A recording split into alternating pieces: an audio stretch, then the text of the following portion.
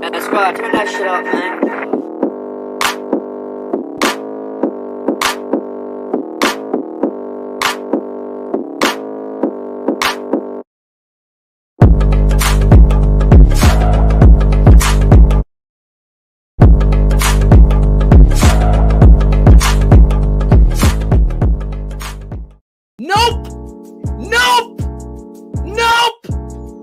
NFL Network. Hey, this is David Kaplan. Be at 20 for the Bears. Exactly, Greg. Oh my God! This is crazy. I am in heaven! What? If the dude's a fucking pussy. Concept-wise, his run game doesn't match with his pass game. This is Matt Waldman. This is Olin Cruz. This is Paige DeMacco, CEO of the Draft Network. Rasheed Davis, former Chicago Bears wide receiver. Hey, my name is Rashad Whitfield, the footwork king. What's up, everybody? It's Ryan Nall here with the Chicago Bears. You're keeping it 100 with Shayne and Phil. Keeping it 100 with Phil and Shayne. You're listening to my guys Shayne and Phil on Keeping It 100.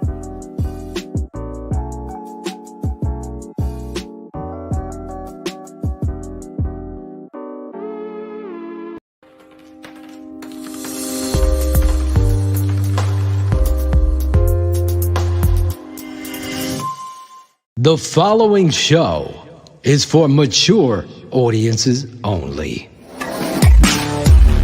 Shy City Sports.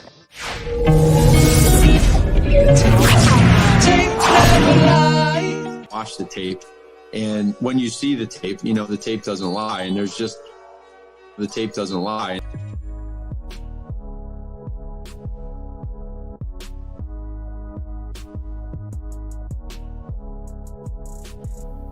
Tariq Cohen, I'm with Shayne. He was a Matt Nagy favorite, building offenses around somebody that doesn't kind of quantify it, and then have a guy that quantifies it and completely ignore him, and that's David Montgomery.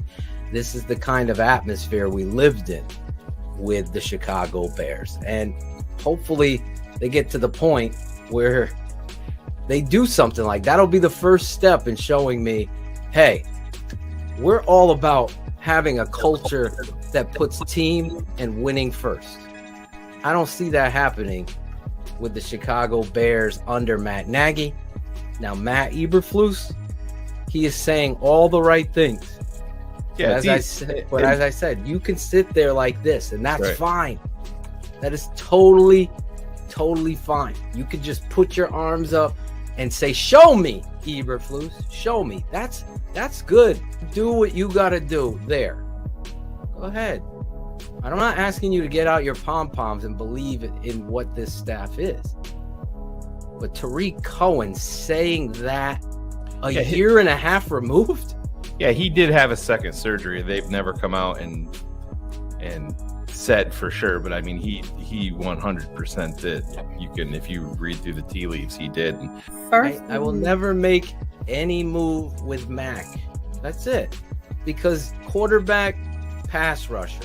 That's the order. The thing about That's it is, and then you go to offensive tackle. Pass rushers age well in this league, believe it or not. Look at Von Miller. Well. Yeah. Von Miller. They do. Don't get me started. Like, I'm about football first. Fuck the money. Fuck all that cap bullshit. I can manipulate a cap just like every fucking team in the NFL can manipulate. You'll always manipulate it. What you can't do is sit there and tell me someone in the draft is as good as Khalil Mack now with this first round pick. Tell me, who is it? Who is it? The kid Hutchinson from Michigan or Khalil Mack? Which one are you going to fucking take? Seriously, ask yourself that. So if you're projecting 3 years down the road, Khalil Mack can age 3 years and lead the NFL in sacks. This is the stuff that you've got. I'm just keeping it 100 with you. I'm keeping it real. If you're going to win football games, you're going to force them into third down. And by the way, that's when the money down is, and that's where Robert Quinn and Khalil Mack become the elite. So now all these fucking Kyle Brandts of the fucking world talking shit about Eberflus and this hire and that hire, because all these fucking guys are just names right now. That's it. They're just names for people. What I know is the tape of the players. So the system, the philosophy, the foundation, everything I'm hearing, we're going to get into it with our guest, but everything I'm hearing is the right fit, the right solution for the talent on this football team. And are you going to trade Walter Payton out of your offense if you're running the eye? Like, shut up. Like, seriously. Give Kyle Brandt. I'll trade Kyle Brandt for a first-round pick to get his ass out off the NFL Network. Khalil Mack is going to shut so many people up. It's that fan. I didn't see who it is, and it's no offense. It's just imagine putting all the work, time, and energy and effort into showing it. We had a show this past weekend, X's with the O's. We just looked at Mac this past year while he's hurt, doing elite, freakish things that go unnoticed by Blog Boy Johnny, Blog Boy Jeff, Blog Boy Andy, Blog Boy, and all of these guys I don't know how this has happened, but they've become the fucking monsters of strength on Twitter and the social media football world. Instead of listening to real football people or people that have played the game, we're going to listen to a fucking guy that's came up with an equation to come up with a reason which actually goes against and defies what it is you see on tape. There is a spot for that in football. I get the analytics aspect of it, but it's not all analytics. It's not that at all. If you know anything about football and you watch the Chicago Bears and tell me that David Montgomery makes this offense worse, you don't know what the fuck you're talking about. End of story. It's that simple. That is like me going into fucking his fucking editor or whatever the fuck you want to call him even was embarrassed by it. But he's like, what? Oh my God, with the fucking drops. Jesus. Every other fucking word out of my mouth, there's a drop. That was me. That what? His editor, what? Sorry. Yeah, but he's just out there saying, hey, sometimes you have to let your people, even though you don't agree with it. Well, right there, you're fucking saying. I went on a tirade about that guy for allowing that to be put into presentation for an audience. That is a fault of you. So if you have an agenda, like you want to be some click magnet and you want to create this narrative that David Montgomery makes your offensive worse, then you've done a disservice to not only yourself, because you look like a fucking total moron, but you've done a disservice to a fan base that might follow and think what you're trying to prove is correct, that you've created an algorithm to prove this, which is maniacal pussy bullshit, to be perfectly honest. I'm sorry. Watch the freaking tape and see a guy that's running through a subway station at 5 o'clock trying to get home. That's what David Montgomery's had to deal with for the last 2 years. It's not just the players blocking, it's the coach who's calling the plays. It's the scheme and the philosophy. David overcame all of that. So when you know what you're looking at, you come away and say, wow, what this guy is being able to do is something outstanding. No, it obviously didn't work out, and you're right. That's another key difference, right? That's another key difference between Eberflus and Nagy. He's got all these guys. Yes. Now we'll see what Getsy also. I mean, another big unknown. It's a lot of unknowns. That's why I'm saying, like, it's okay to be optimistic, but it's also totally reasonable to be skeptical, because Luke Getsy kind of a question mark as well, and we will see what his offense is all about. Because you have was it Matt LaFleur? Was it Nathaniel Hackett? Was it Getsy? Or was it just Aaron Rodgers being Aaron Rodgers? What were the reasons why XYZ drive or XYZ play worked out?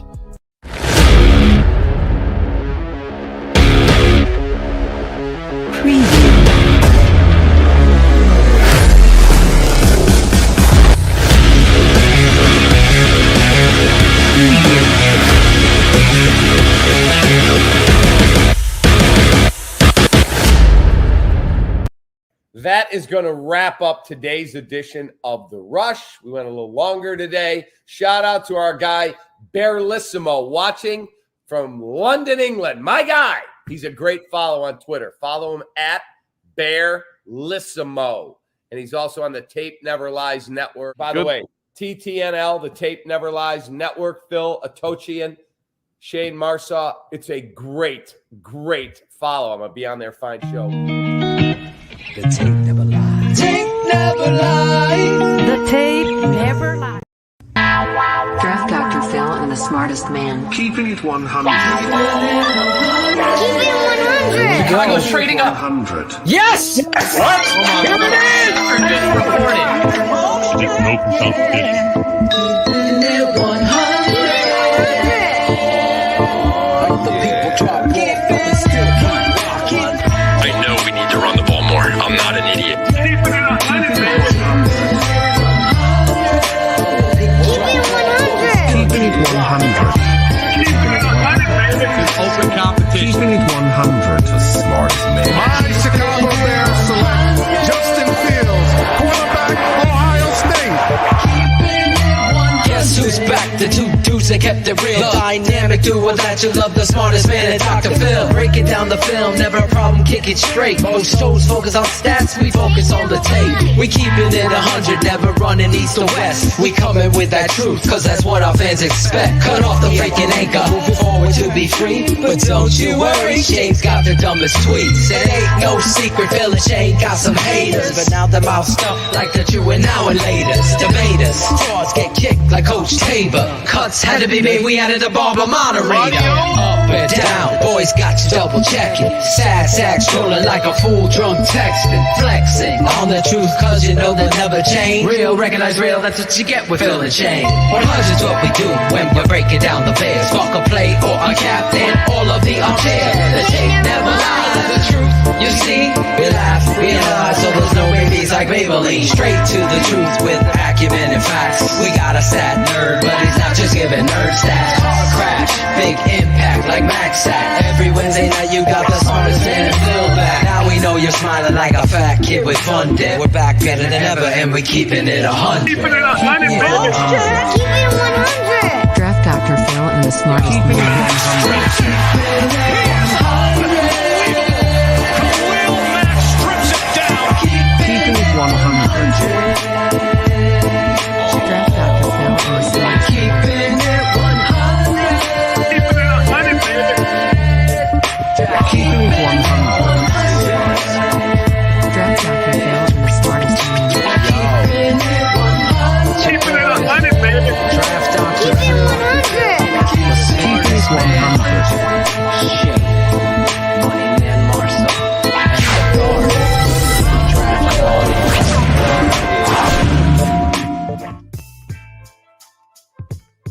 Yo, this is Claudio the Barber, and this is Tri-City Sports. Keeping it 100. The best Bears podcast on the planet, bar none. So, of course, we got another great show for you tonight. We got Mikey Beardown Cuz and former Bears fullback Jason McKie coming on. So let's bring on the boys, the hip and the hop, smartest man Marsaw, and Phil Atochian. Is it Atochian or Toshin? Atochian. What up? Yo, this is Claudio the Barber. That's the trademark. Top of your fucking class. Yeah, he was the top of his fucking. That might have been his best. Yo, yeah, yeah, was it? Why is it? Well, not hey, I've been fitting practicing, in man. I had a week You ever off seen to this practice. happen? I think it's because of the comment. Take the What? comment down. It's pushing it up because of the comment. Comment moving? We gotta Yeah, take there's- that option off. Yeah. Someone take care of this. StreamYard be fucking around behind our back, Shayne. They do. It's like a bad date in college. They take going all of in. our fucking offensive tape work off our Patreon and they put shit up. they're always taking shit from us.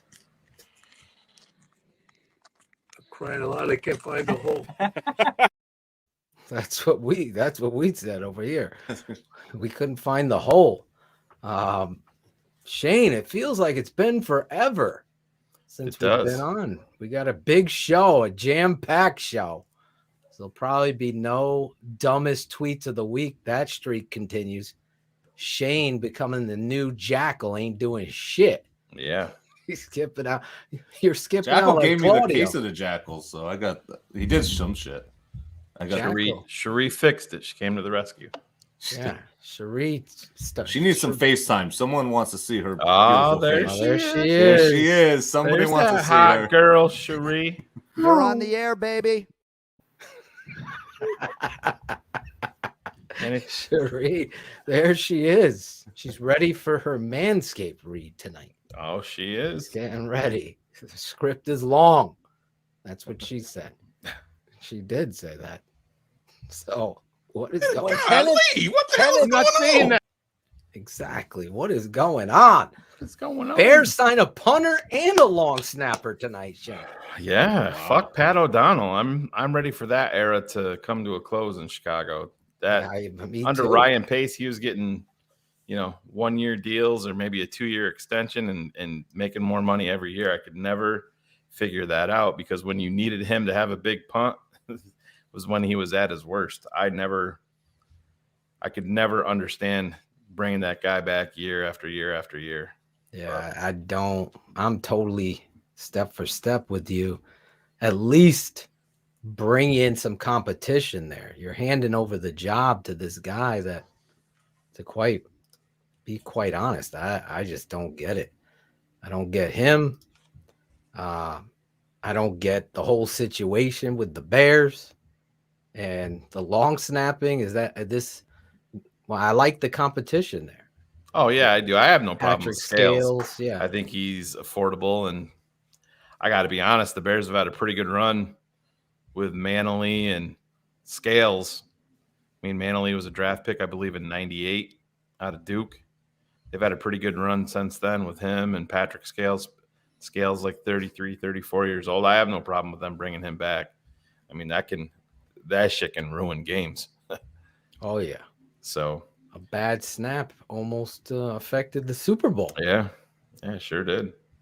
The refs then stepped in the way. They helped out. Yeah. Don't tell Yerk that though. Oh God, Yurko.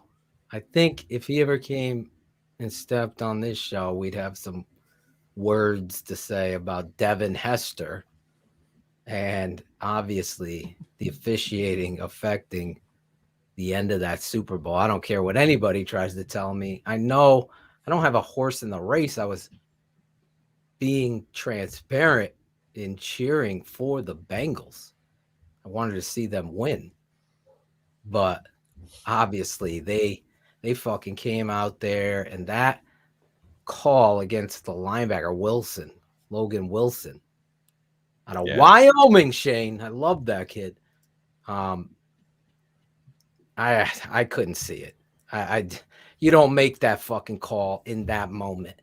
I don't give a shit what anybody tries to go into an algorithm with John Wood in the blog. You cannot be in that moment allowing the whole game to play and be played the way it was. So if Rams fans or whatever are going to come to me and try to defend something that's indefensible, don't fucking bring up the missed face mask push off.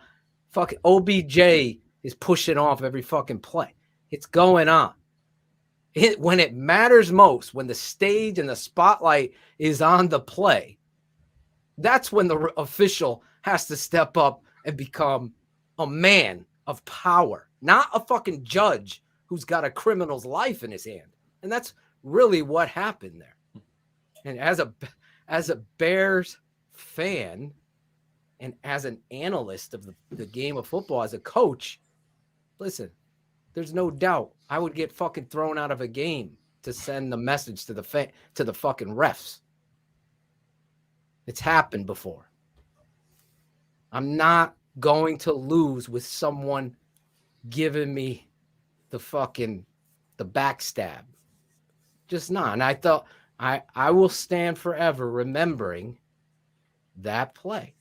Yeah, it was you and I are step for step on that. I mean, it was a game changer. It dictated the outcome 100%. Exactly. In the biggest game of the season. So, yeah, I'm not sure what Yerk's reasoning for going against that and saying it was a clear, clearly the right call. Yeah, it's just he was fighting that fight on Twitter, telling everybody that they were wrong. But I'm like, if you watch that, I mean, he didn't even redirect the guy at all. Right. And Yerk is also the guy panning and kowtowing to Devin Hester not being a first ballot Hall of Famer or not a Hall of Famer, let alone a first ballot. Yeah, he says he's not even the best return man in the NFL. That was his stance when we had him on. When you change the position, you are a Hall of Famer. I mean, it's not even changing the position. When the rules, that was my quote. When the rules are changed by a league that plays to have highlights on SportsCenter and Good Morning Football with Kyle Brandt, Kay Adams, and Peter Schrager, they fucking live for those big plays. They had to change the rule because the guy was so freakish in his ability. Not only as a kick returner, but a punt returner. I don't know what's going on tonight. Am I freezing over there? You're not freezing. I feel like I got Alex Brown's fucking internet over here because of fucking our next guest's coming up. I think he brought Alex Brown's over to my house. I guess I'm not free, but the thing is coming up on my screen, Shayne. Yeah, you weren't freezing up. You're a little blurred, but now I'm back. You're back. But anyway, Jackal's producing from his toilet again. Look at him. No, Phil, you're clear. You're good. Thanks, Jackal. Thank you, Jackal. Thank you, Jackal. Must have been at the top of his class too, Claudio. I bet you he was. Must have been at the top of your fucking class. That's right, Jackal. Listen, we got a big show tonight, obviously, coming up. We got two guests.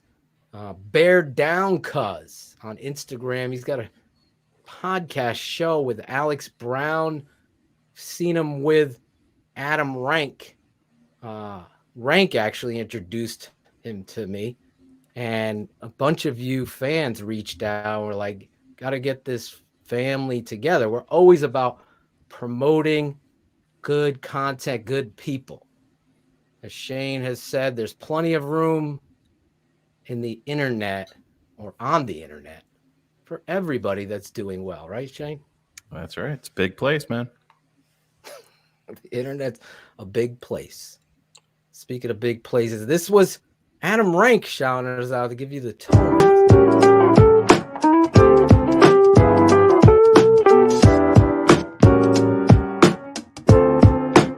And I want to say this as well for everybody who is here. I'm sure everybody is here because of your promotion, and they're here to see you. But if you're not following the Beardown Cuz, he's like family. We started these Q&As off with two bangers. I love Draft Dr. Phil. I don't know if you know Phil. Khalil Mack is top 5 best football players in the National Football League. Top 10 to be safe. We need to get you guys together if not. But my two go-tos all the time, if I want to catch up on the Bears, it's always the Tape Never Lies Network.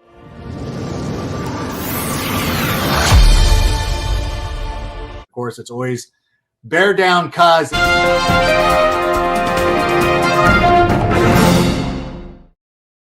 This is Mikey Beardown Cuz. You can find on Instagram. He's killing it. He's getting close to 50,000 followers. We need to push him over that mark during the offseason, so please go follow him there. That's Adam Rank of the Sick Pie. He sent me some swag, Shayne, for coming. Nice. Have a sick day. Got to shout out my boy Rank. The Rank tank is always flowing and rolling, just like the Bears. You got Poles, Eberflus. This guy, though, coming on the show. You guys asked for him.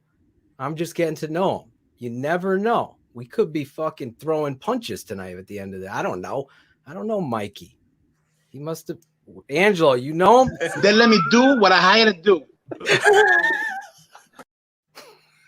Angelo. Angelo don't know. But here he is. We do it in our way, Shayne. We always introduce our guests.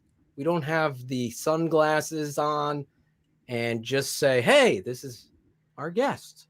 We do it in the TTNL way from Instagram. Beardown, cuz.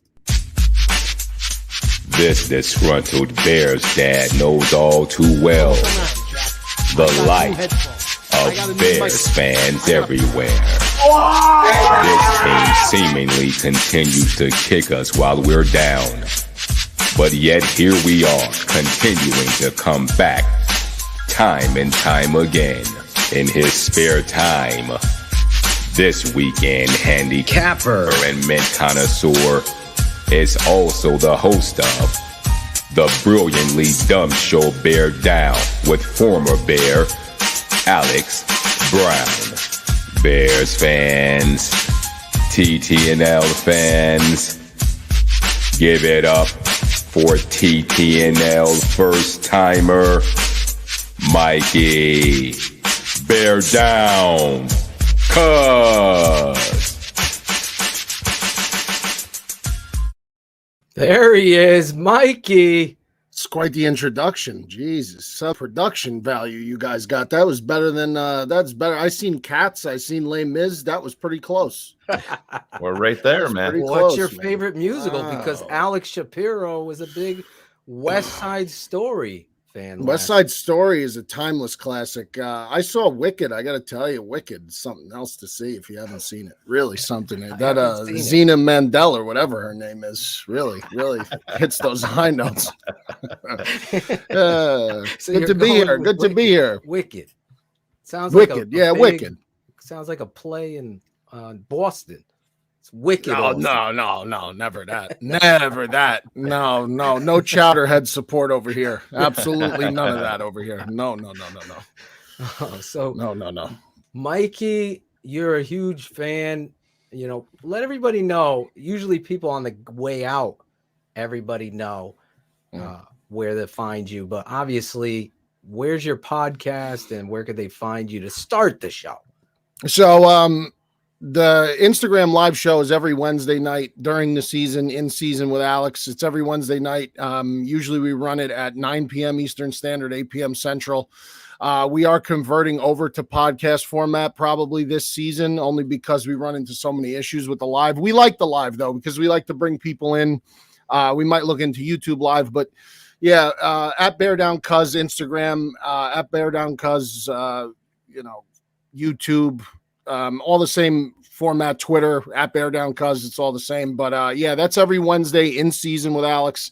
And then the podcast I do on the side, another podcast show, the Brilliantly Dumb Show that you saw. I'm a co-host of that with a couple guys out in California.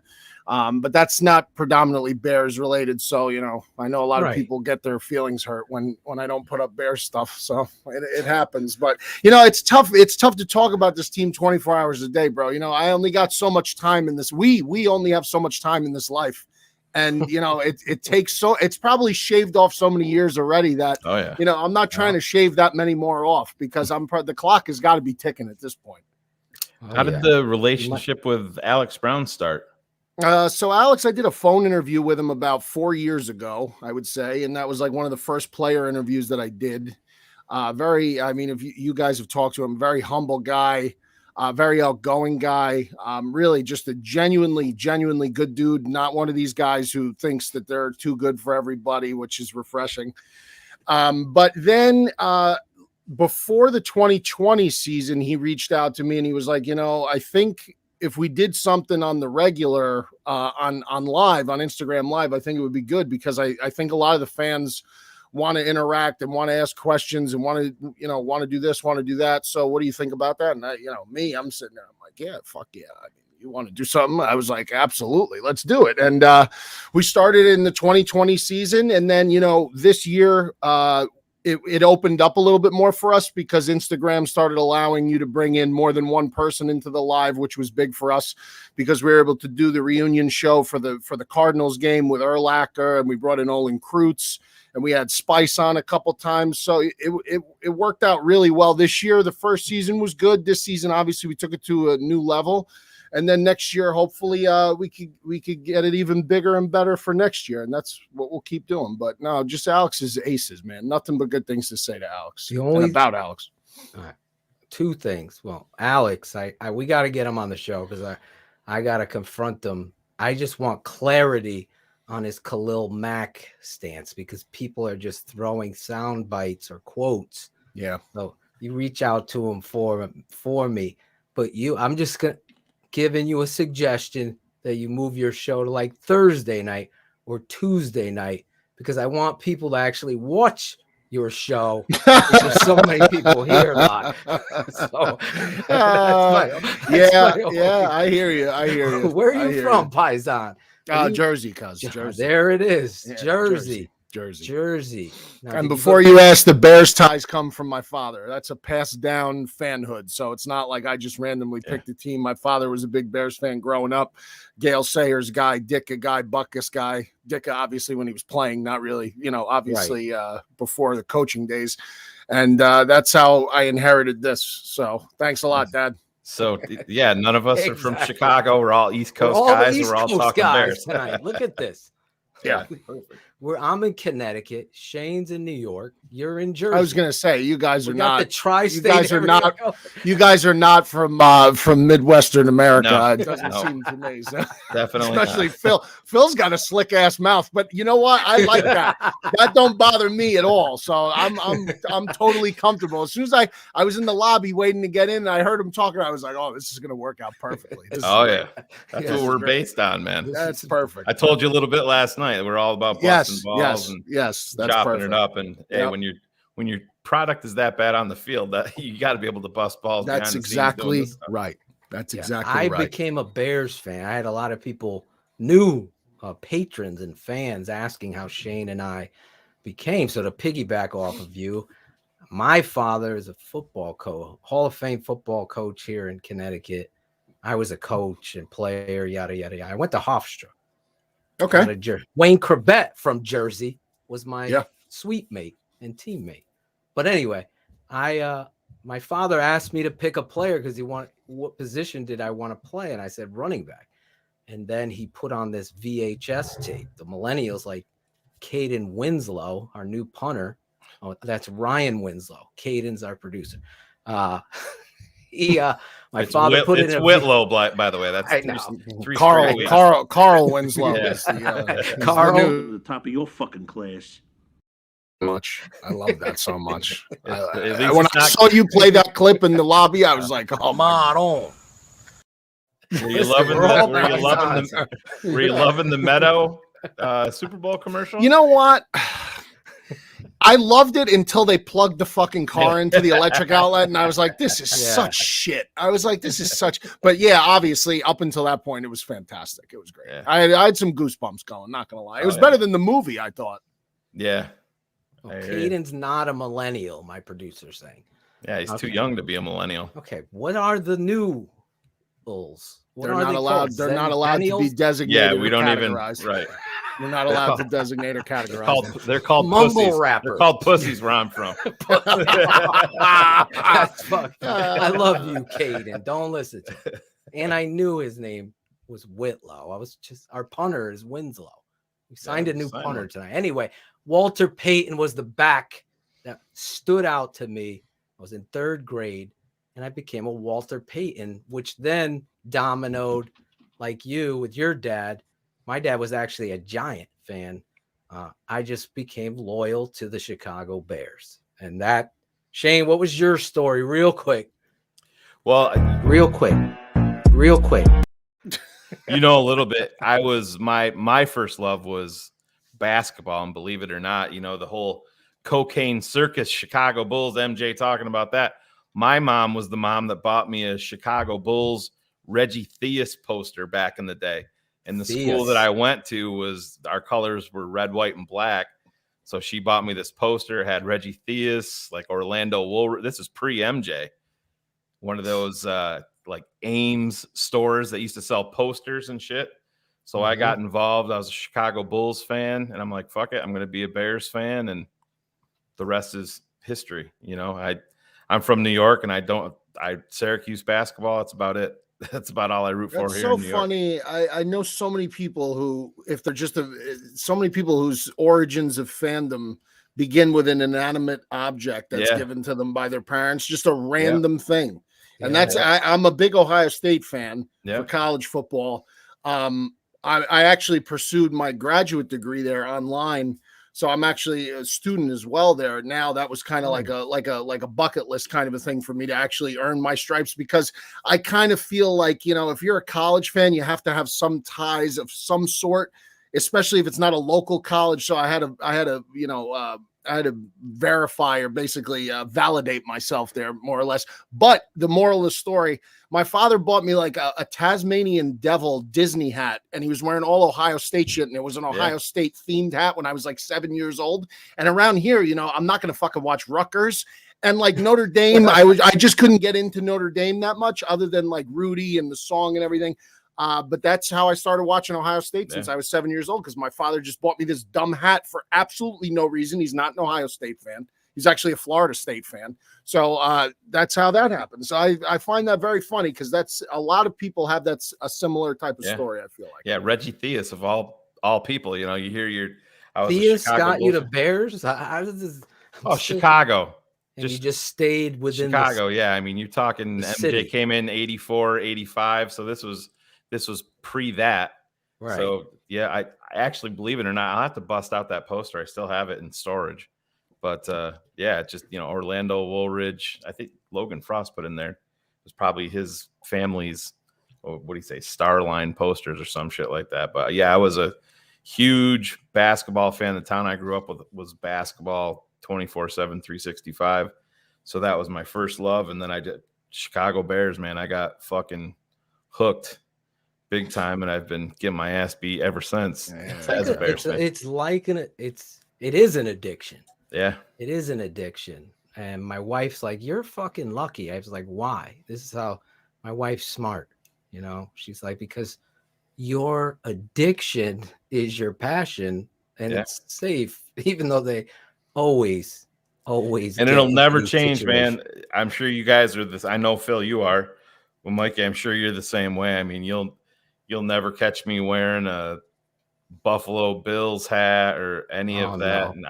And I don't have that in me. I had people, I have a son and a daughter, and they're like, "Oh, you know, you're supposed to let your kids choose their," not in my house. Yeah, that's not the way I grew up. My son's a fucking Bears fan. Not the way I grew up. I mean, my dad got home from work one day, and my mom had a New York Yankees jersey on me, and my dad despises everything about the Yankees. We're Dodgers fans. Yeah. He ripped it off my body and burned it in the parking lot. I mean, that's the way we grew up. Yeah, I mean, my son's got no options. I mean, I got a son and a daughter. I mean, and they both. I mean, there's no. I mean, it's a dictatorship when it comes to fandom. I mean, it just is. I'm sorry. Yeah. My mother-in-law said to me, "It's really not fair that you're choosing their teams." Yeah. I looked at my wife. My wife's like, "Mom, this is different." Shut up, Wendy. I'll break your hip. That's what I would have said, right? Exactly. I was like, you just don't get it. You don't even watch a fucking sport. So don't even worry about it. So that was the end of that. And I'm a big believer in what Shayne said. I refused in college and anytime in high school, as Claudio, the barber, our moderator, can attest. I never played with any other team. I don't give a fuck if it was Atari football all the way up, Madden, Tecmo Bowl. I had to be the Bears. If that meant my buddy had to be the Bears too because he liked the Bears, that would be fine. But I refused to play with any other Even team. If they had the generic teams, you had to take the blue Chicago. And orange team. You had to take Chicago, CHI. Right. I played with them. 10-yard fight. You ever play that game with the It was like 5-on-5 football with All I remember is the guy, maybe Caden could drop it in here, is like, crash busters, hunt, hunt, hunt. You could just keep hunt, hunt. And then you kept, anyway. I'm old. I'm old now. We all are, man. I'm old, Mike. I need I reading hear glasses. But that's people were asking Phil and Shayne. Now, Mikey, Beardown, cuz from Jersey, you're getting his story. The Tasmanian hat, as well as the Chicago Bears. Mike Ditka, Dick Buckus, Dick Buckus is all over the place, Shayne. Mike, he's calling out Twitter the frauds. Outrageous. He's calling out the offensive line. I saw him with my boy Kenneth Davis saying George Halas will be turning over in his grave. Yeah, George Halas will be turning over in his grave. He ain't wrong. He ain't wrong. What did you think about the hires? I love the Poles hire. Okay. I love the Poles hire. I really did. I'm not gonna lie. I've said it. It's documented, well documented. I wanted Brian Daboll. That was my number one guy for a head coach. Yeah, I wanted Daboll. That being said, everything that Eberflus has said, everything I've heard about him, the kind of staff he's brought in, I guess maybe I'm just another member of the occult, but I'm drinking the Kool-Aid on Eberflus. I like everything he said. I thought it was the antithesis of Nagy in terms of his transparency, in terms of how he was going to hold people accountable, in terms of the way he was approaching the game. And one of the things he said that stuck out to me in the initial presser was when they asked him if he was going to call the defensive plays, and he automatically shut it down. And he's like, no, that's why I have a defensive coordinator. I'm the head coach. I'm the executive coach. And I just think Nagy spent so much fucking time trying to figure out what was his identity? What was this offensive identity? He wasted so much time trying to figure that out that everything else fell by the wayside, and you saw it erode every season. It got worse and worse and worse and worse. And I think this was refreshing to hear. I like his approach a lot more. So I love Poles. Eberflus, I didn't know too much about when they hired him, other than obviously how he turned around the Colts defense from, bottom of the barrel defense when he took over to a top 10 unit 4 consecutive years, yada, yada, yada. But I'm pleased with the hires, and I'm looking forward to see what the cultural changes and what the product changes on the field will be this season. I don't think it's going to happen overnight. I think there's a lot of work to do with I think the roster is, we could get into that, but the hires themselves, I like it. Yeah, I wasn't a fan of Daboll at all. So I'm on the other end. But I totally agree with you. The mic drop moment for us, as we covered it, is the accountability. He's a great teacher. And as a coach, Matt Nagy was a shoe salesman. And that's what we called him here. Be shoe. And we saw the guy just be everything that you shouldn't be. And I called it really early on. And as Adam Rank could tell you, I just didn't believe, and it just kept falling by the wayside the more you watch tape. Here, they're saying all the right things, though, Mike, to your point. And I think the mic drop moment is, no, I'm going to be a head coach. I'm not going to call plays. We saw Matt Nagy, big plays are nice. That was his focus. Let's do the Willy Wonka and the Santa sleigh and all this stuff. Plays, not big players. Plays are nice. They're good. We need more of those. Yeah, exactly. There it is. Yeah, and it worked. Hey, listen, the first season, for the first half of the season, the window dressing that nobody ever saw before, it worked. And then as soon as they got him on tape for 8 games, 9 games, you saw the way, even in 2018, the offense tailed off at the end of the year. The offense was not running on all cylinders at the end of 2018. Well, to your point, he couldn't understand his identity. He didn't have an identity. Exactly. I was calling him. For us, I changed his name 2 times last year. I changed him from Matt to Matthew, and then when it really got bad, he degraded down to Mateo. I started calling him Mateo. He was no longer Matt. I would not call him Matt. I didn't call him Matt the entire season. Refused to call him that. Yeah, he had the identity. He just wanted no part of running the football being his identity.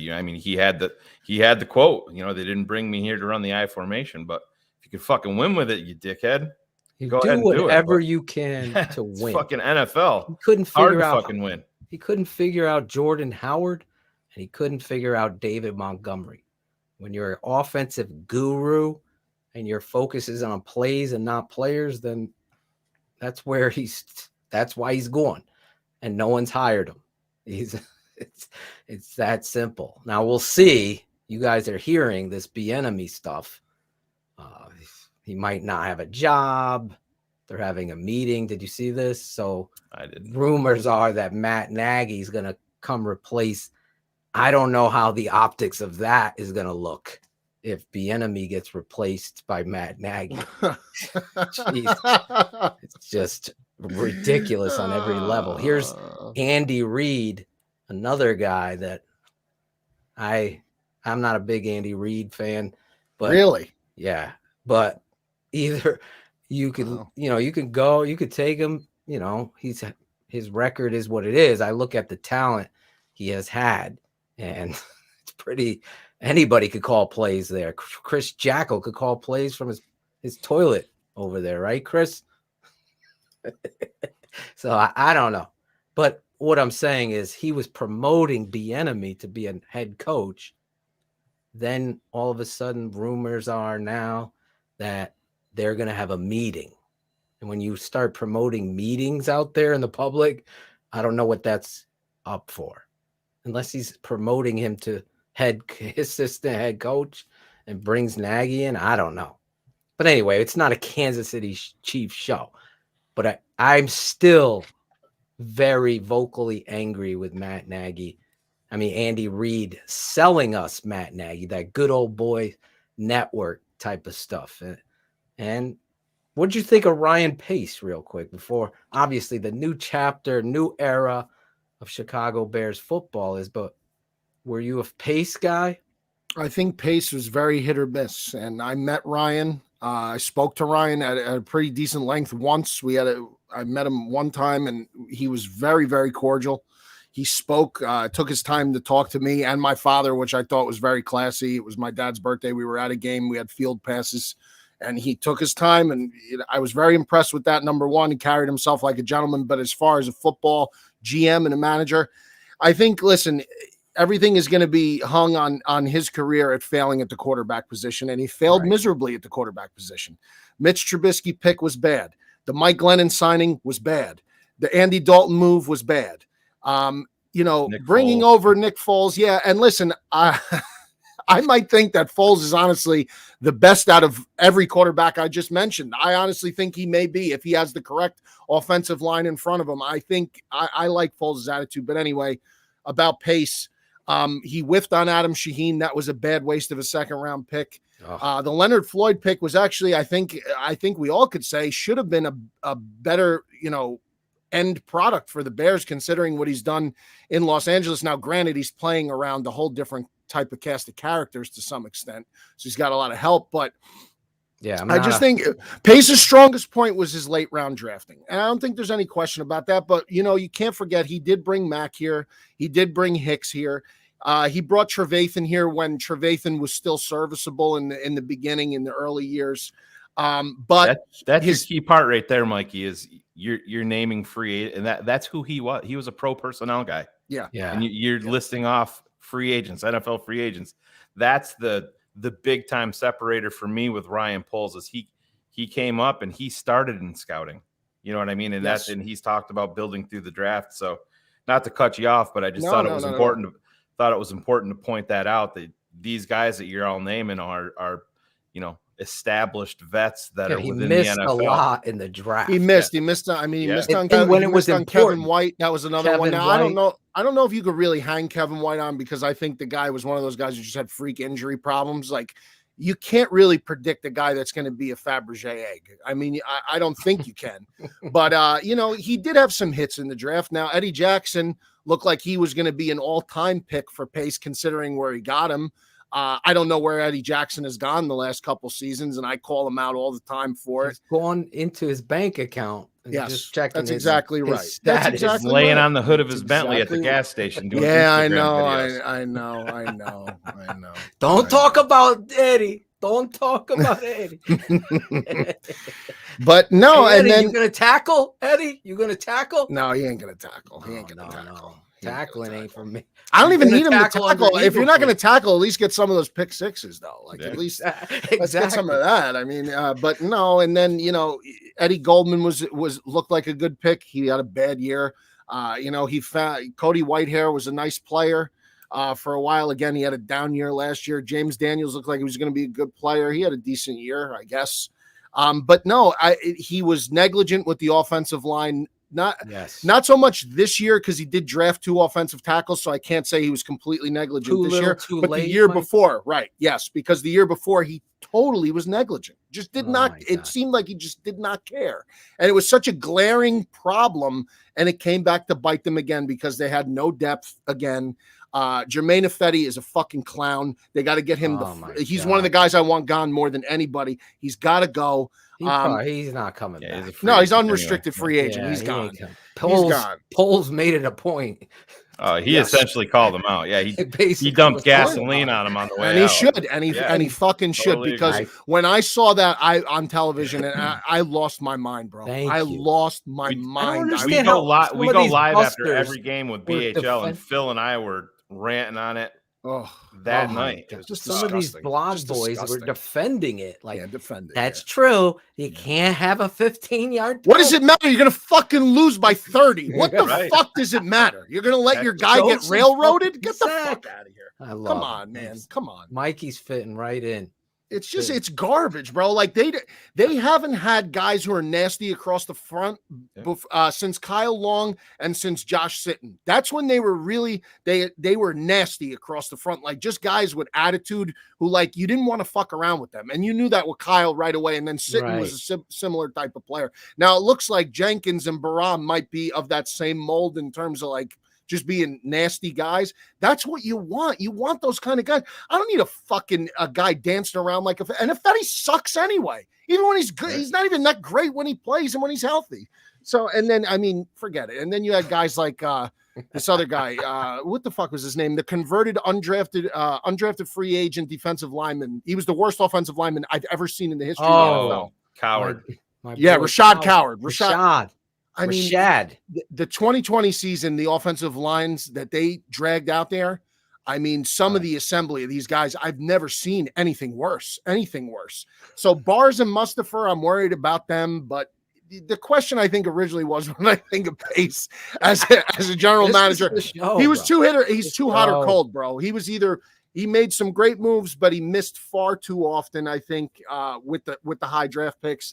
And also one thing I want to add, his cap management and some of these restructured contracts. I just think like you're paying Jimmy. What are you paying Jimmy Graham? Why did we pay Andy Dalton $10 million this year? Some of those financial decisions were just mind boggling. And that was a knock I had on him also. So you just go, I'm right step for step with you. The only thing I think Leonard Floyd is just a product of the environment that he's in. He's an average guy. Tight ends block his ass out of there. Great speed. He's going to get home on twist game. Great athlete, but a lot of these stat nerds are going to point stats to sacks when I'm going to show you the tape. And on 6 consecutive run plays to his side, he's getting blown out by a Bryce. What was his name? The third tight end out there, Bryce. What was the kid from the rank? One of those types. Third string tight end is blowing his ass out of there. So Ryan Pace just always, it seemed like to what Shayne is saying, the story's going to be written.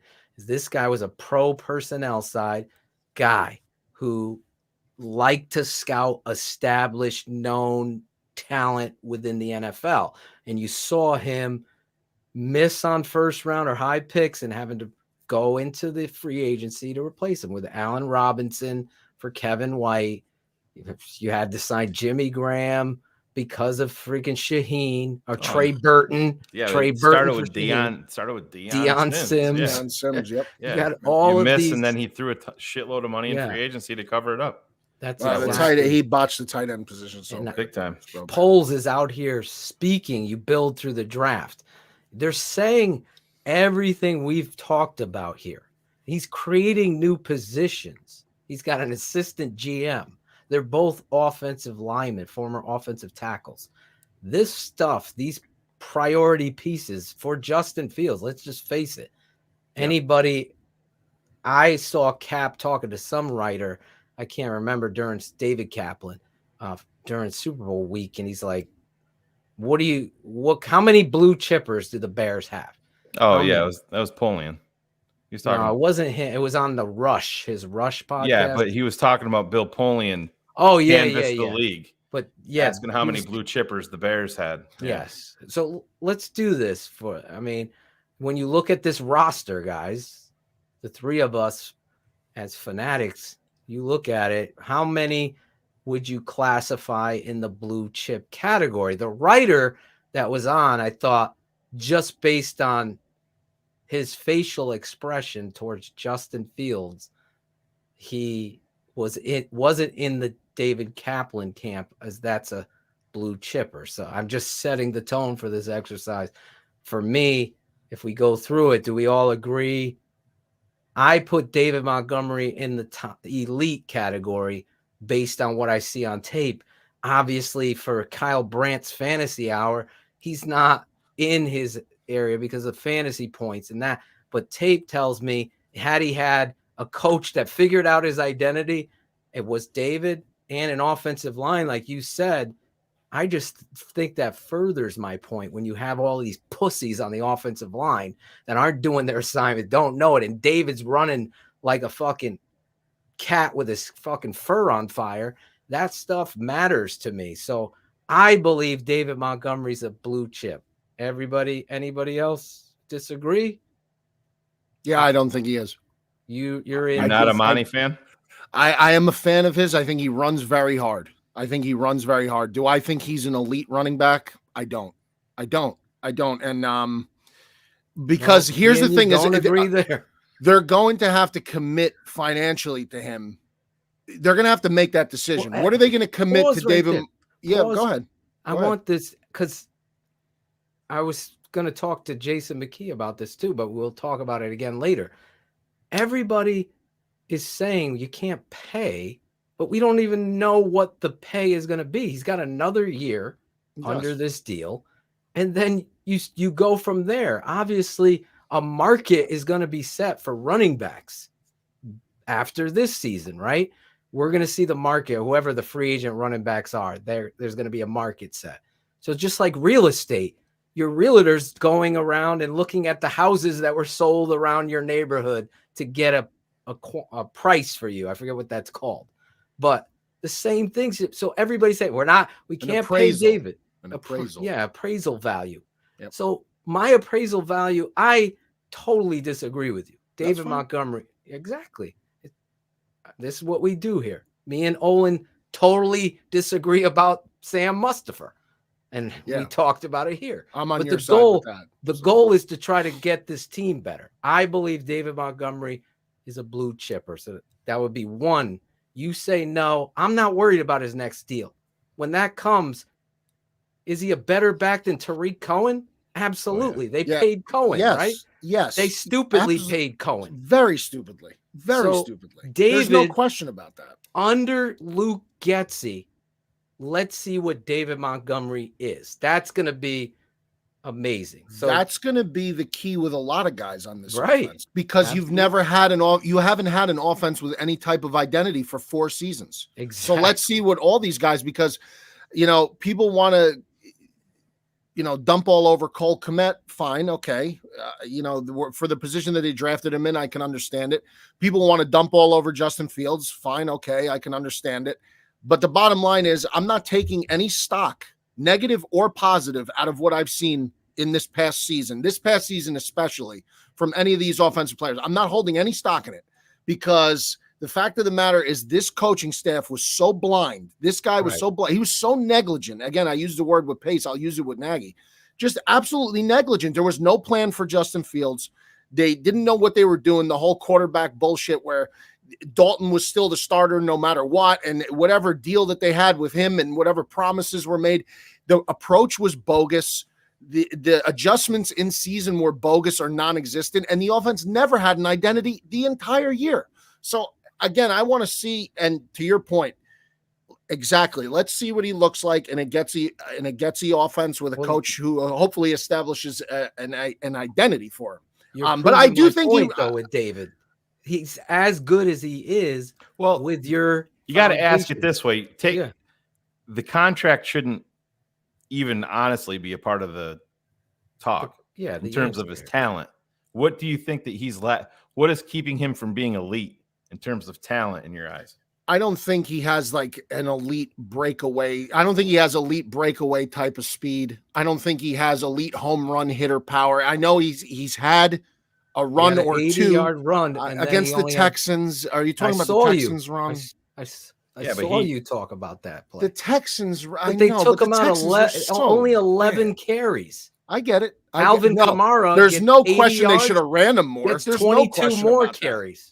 There's no question about it. I'd like to see again if David produces a monster year this year, I will eat my words. My only thing is that I find the running back position in the NFL to be very fickle in that unless you're a certain category of player, if the offensive line is built properly and the system is built well, I think a lot of these guys at running back are interchangeable because I think you saw Herbert come in and do some nice things too. So I wonder. Is it Montgomery? Again, very hard runner. He runs extremely hard, which I love. Seems to be a great locker room guy. Seems to say all the right things. Everything I've ever heard him say, says the right things, leadership qualities, locker room shit. I love that. No doubt about it. But it's just, in my opinion, the running back position nowadays is just, if it's the right system with a good offensive line, a lot of guys could be successful. So I do look down the road a little bit and I say, are we really going to, extend ourselves to pay this guy? Is it necessary to do so? Is he that special that it's necessary to keep him specifically here as opposed to trying something else, trying Herbert or going in another direction? That's the only question I want answered. It's nothing personal against Montgomery. I like Montgomery a lot. I've drafted him in fantasy leagues. I mean, I think he's very serviceable. I just don't know if he's an elite guy like a Jonathan Taylor or, some other running back. These offenses, these teams, Jonathan Taylor, it's one of the best offensive lines in football. That's exactly them. That's exactly right. That's the holes that this dude's running through, 100%. David's never seen it. Maybe he saw it in that 100%. Texans game. You're 100% right. You're 100% right on that. Let's see what David does with a guy that listen. Did you guys watch Jeff Joniak talking to Getsy? I did not see it. No. Jackal or Claudio or somebody pull that up. It's on YouTube. Look whose jersey's hanging behind Luke Getsy. That Shayne, that of all people, that stuff matters. Luke Getsy David. It wasn't Justin Fields. I was shocked. It's David Montgomery hanging in the background. I think when you look at the floor, Shanahan, this is David Montgomery's. That's the perfect. I hope he blows up. I hope I eat every word, bro. I really do. I hope he explodes. We're gonna have you back on to talk about it when it does. But Phil, I brought this up a long time ago, and I love David Montgomery. Do I think that the Chicago Bears are going to sign him to an extension? I don't. As much as it pains me to say that, it's just I don't know how you guys get to that point. That's 2 years from now. No, it's not, Phil. He's in his last year of his contract. Yeah, a year. Well, basically, free agency is this year. That's 2 free agencies. I'm saying from now. Next year, he's going to establish. If you want a guy back, he's never seeing fucking free agency is the point. So Allen Robinson coming back? No. Why not? Oh God, I don't. I think the milk has been soured. He wants. I think the milk's been $1 million. But you saw what he did on the football field. Not this year. We didn't. Exactly. So that's why you don't want him back. But if he produced, Mike, you would be like, we got to keep this motherfucker for Justin. But he didn't. I know. That's why I'm saying. And why didn't he though? Why didn't he? Because he was frustrated and because the coaching staff sucks. I get that. He's a selfish football. Fuck the coaching staff. A real fucking professional athlete goes beyond that. And that's where where we stood our ground. I'm showing plays away or to him There it is. David Montgomery in the background. I mean, did he choose that jersey to be there? Is No. what you're telling Yes, me? he's telling them. Oh, Hey, stop! get- That's a I want stage. David I Montgomery. thought he was in his house or something, and he had the jersey. I would have been No. impressed with that. He was in the fucking Right. locker room. Listen, they always do these things. So you think they asked him what jersey do you want hung Knowing the behind? Chicago Bears, you're lucky they didn't have a fucking Dick Buckus jersey up there. Yo, They're Phil, fucking We're lucky Phil, that he you're didn't have a sick. bucket. You're sick. Listen. I like it though. I like it. Listen, I like if it. they had a fucking George Halas jersey or Buckus jersey or Richard Dent behind, I would be pissed off today because Really? here you go down that fucking memory lane. It's time to fucking build a future now. Bears fans So- love memory lane because I it's all we don't- have. We It's all we don't. have. I don't go there. Where do you stand on the Bears? I don't say it. I don't Me say it. either. It's I don't fucking say it. weak and fucking played I out, mean, right? It's It's the weakest. It's so fucking lame. I guess it was cool, like and 30 years it had ago. to be fucking awesome 30 years ago. It Yeah, had to be 35 awesome. years ago. Like, I could totally see myself out at the bar if I was bombed, and I would just be saying it nonstop. But now it's like, Yeah. we haven't been that. Like, there's not the Bears. What, bro? Like, stop. Exactly. It's not. embarrassing. Yes. No pun intended. Yeah. You fuck yourself. Exactly. Don't fucking say that. The Bears. It's disrespectful to Polacks everywhere. Come on. We're better than that. It's a new era. It's the Chicago Bears, like the Ohio State. Let's Mikey, get some where do you class stand? up in here. Where do you stand with the franchise, the guy that's going to lead us out of the Bearsville? Number one, Justin Fields. What is he a blue chipper? Stay in the. We got. Yeah, me I and you think- are one, right? So here's the thing: is that when Justin Fields transferred to Ohio State, I knew all about his pedigree coming out of high school. I knew all that, but I didn't know really what I was going to get until I saw him. I watched obviously I watch every game religiously with them, like I do with the Bears. Not the Bears, the Bears. But watching every game, I could tell you a couple things. Besides the insane athleticism, besides the insane arm talent, there were some intangibles that he had that I thought were just incredible. 2019 on the road in Ann Arbor against Michigan, he gets his knee twisted up pretty bad to the point where I thought he was not going to be able to come back in the game. Next play. Comes back in next play, makes a throw to Garrett Wilson in the corner of the end zone. That way he avoids Amazing. the rush. Incredible. Fast forward a year later against Clemson in the playoff game, gets spiked by Skalski, the Clemson linebacker, a helmet to the sternum. I thought he broke his ribs. I mean, and he did crack a rib, I think. Comes back in 2 plays later, again, comes back in and throws a touchdown pass. I think he has the hunger to win. The last year at Ohio State, how he stayed locked in his dorm room to prepare for the season because nobody could go out because of COVID. And him and Trevor Lawrence were kind of the campaign managers to make sure the season actually happened. Him taking that much onus on his shoulders to try and make sure this. I think he's a guy who loves the game of football first and foremost. I think he's got the leadership qualities. I think he shows it through action more than speech, in terms of just how he just battles through. I mean, let's be honest. This guy got the absolute piss kicked out of him this year. Oh my! I mean, God. this guy. Cleveland game alone. The Cleveland game alone would make normal people say, "I'm never playing another snap of football ever again." Mitch I would never have saw a guy type it. choked on his binky. That game reminded me of the NFC title game when the Giants played the Niners and Eli got absolutely when he got bloodied. destroyed. Oh, they just killed him. I go, there's no way. Now the Giants, they even won that game, which is Came incredible. out of it. That was the type Mario of beating he took. Manningham pass down the left sideline. That was in the Super Bowl. Oh, that was the Super That was in the Bowl, Super my Bowl. bad. But that game, that's what it reminded. Like, he took that type of a beating and he just kept coming back. I think he's a good kid. I think he's got his head on his shoulders. And yeah, I think he can be a blue chipper. Again, I'm not holding any stock from this season. So to me, this season coming up is his rookie season. To me, I'm glad he got experience. It was important for him to get game experience. But other than that, he operated under a total ass clown of a head coach. So to me, this is his rookie year. Let's see now a whole clean slate for everybody. And most importantly, for number one. But in your opinion, he's in that class of he's a blue chip talent. I think you saw the shades of the flashes, I should say, of what he can do against the 49ers. 4th and 1. He makes every member, and by the way, that's no slouch of a defense. Nick Bosa, Fred Warner. He makes everybody on that defense miss and runs for a touchdown. Against the Steelers. No Nagy was there.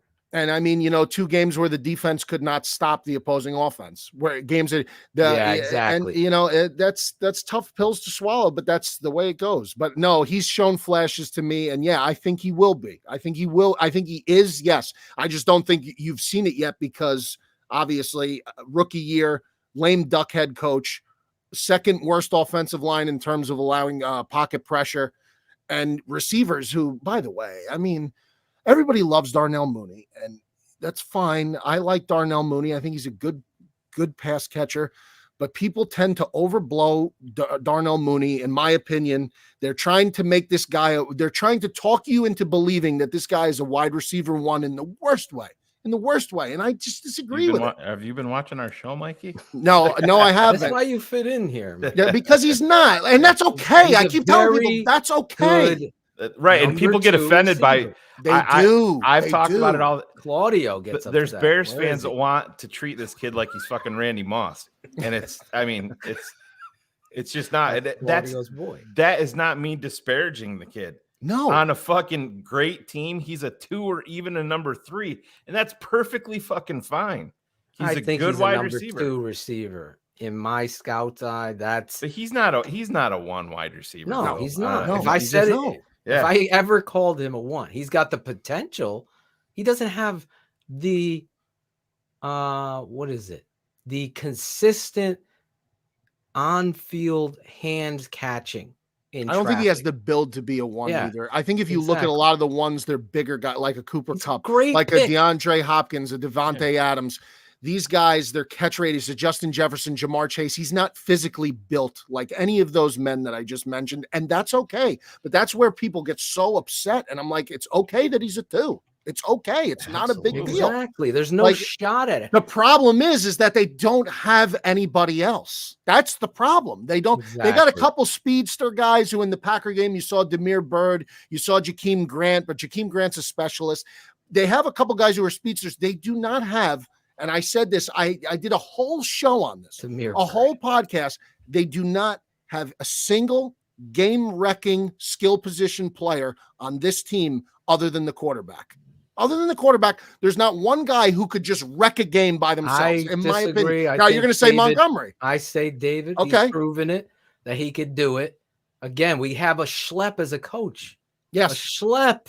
He couldn't even run the ball consistently. No, he couldn't. No, he couldn't. That's unfair. It's like having a great, painter and asking him to fucking spray paint. He's a painter. He can't spray paint. Like, don't do that. That's what Nagy did. Yeah. So I don't care what Philosophy 1990 has to say, even though he's my boy. I believe David Montgomery is elite. So I believe in the Mooney case, though, he is a blue chip talent. In the fact of he's a starter. That's a quality number 2 receiver, right? Yeah, but there. I don't think under the terms of what Polian was talking, I don't think. In my book, I believe Mooney is. So I got Fields, Montgomery, and Mooney. So you're just 3. You're just talking about guys that you want to keep, and I believe those are good foundational pieces of starter quality. I'm such a pessimist. I only have 1 on offense.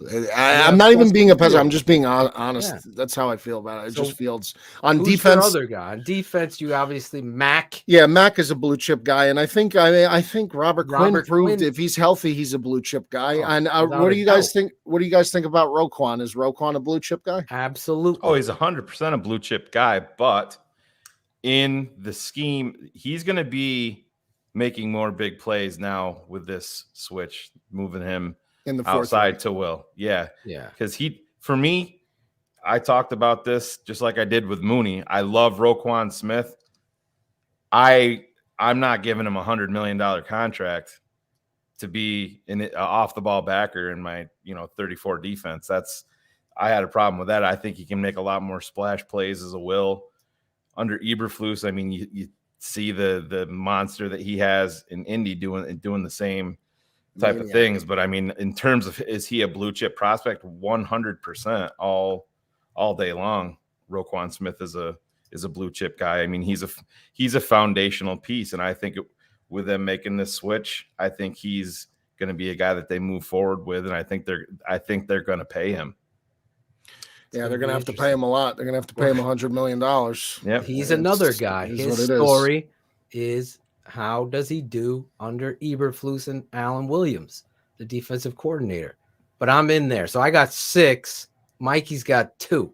No, I got. Do you have Roquan? Yeah, I got 4. Yeah, Roquan. You got 4. Yeah. I think the most overblown Bears players, and again, we disagreed on Montgomery, so that's understood. But other than him, I think Mooney, and Jalen Johnson are the 2 most overblown players on this team. And that's not to say that they're not serviceable and that they're not good and that they're not starters in the NFL. They are. Right. But people overblow who Jalen Johnson is also. And this is all because of there's something called the illusory effect theory. Do you know about this? The illusory truth effect. The illusory Occam's razor. Occam's razor, I know very well. Illusory truth effect is basically when you're fed false information for so long, you start to believe or get the illusion that something that isn't true is actually in fact true.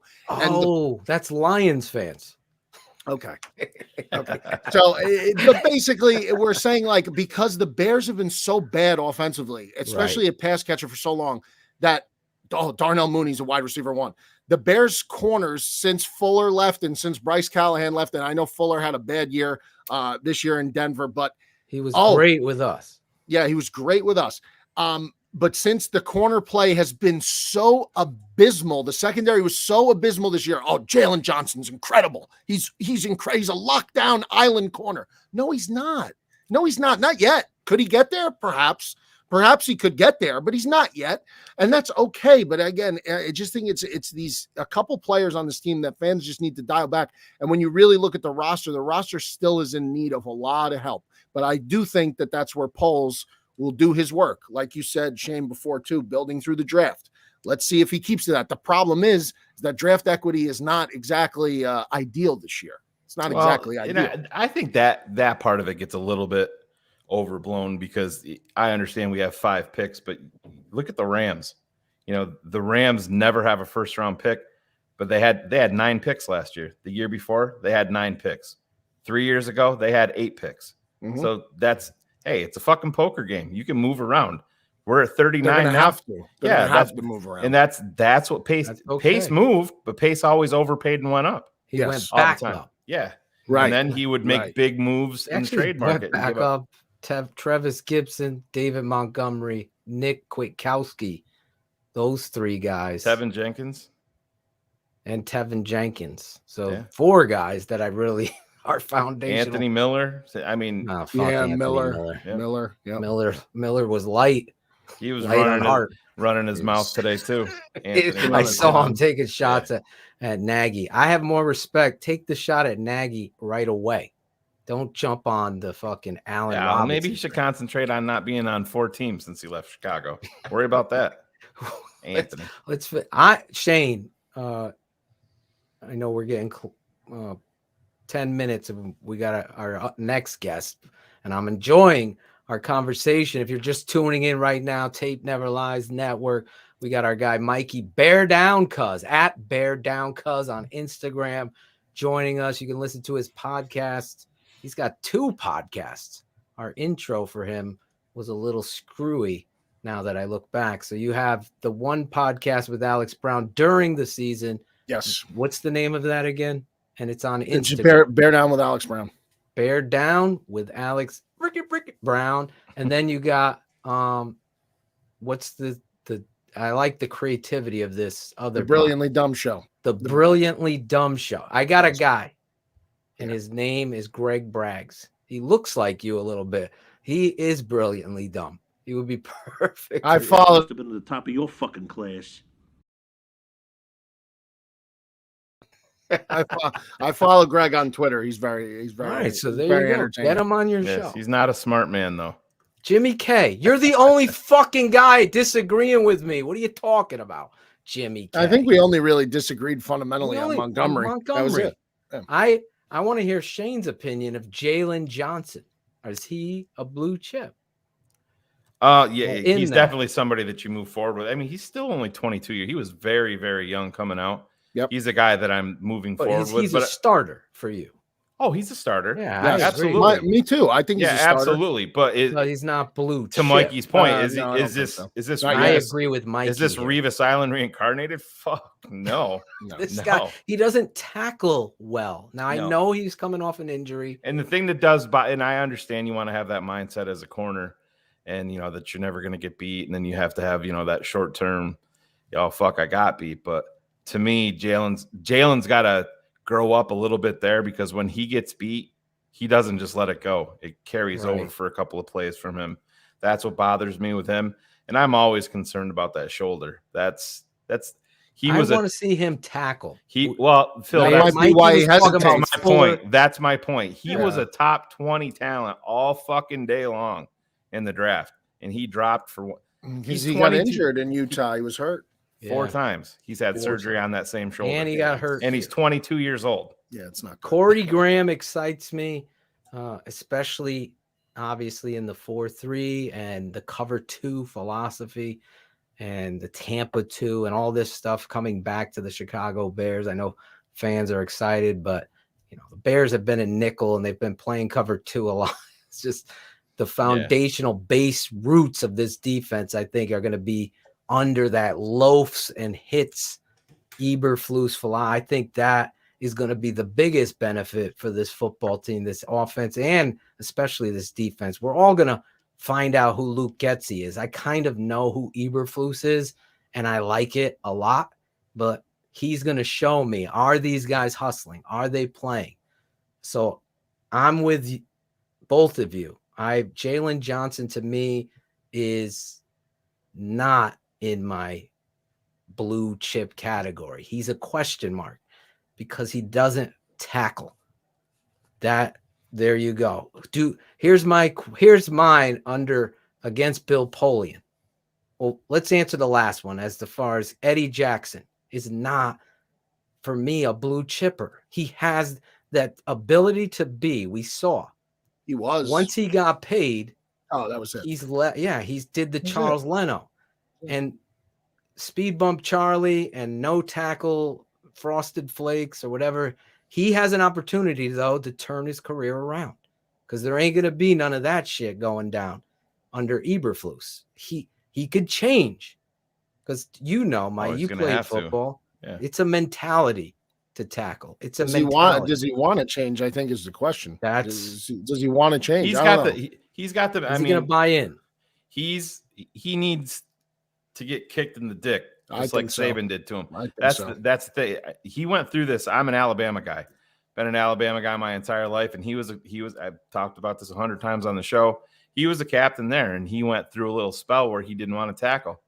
Saban yanked his ass. That's the benefit of being at Alabama, because you bring in a fucking 5-star guy that's going to replace him. Yep. He's like, you're a captain. You're not going to tackle. You're asking to sit right over here. Eddie got the fucking memo. He came back with a vengeance, started tackling. Then he broke his leg, and that's why he fell in the draft. He got that rod inserted in his leg, went in the 4th round, because he was a 2nd round guy in the draft without the broken leg. But this is my hope for Eddie, is that you bring in this new regime, you bring in, Alan Williams, Eberflus, and hey, get your fucking track shoes ready.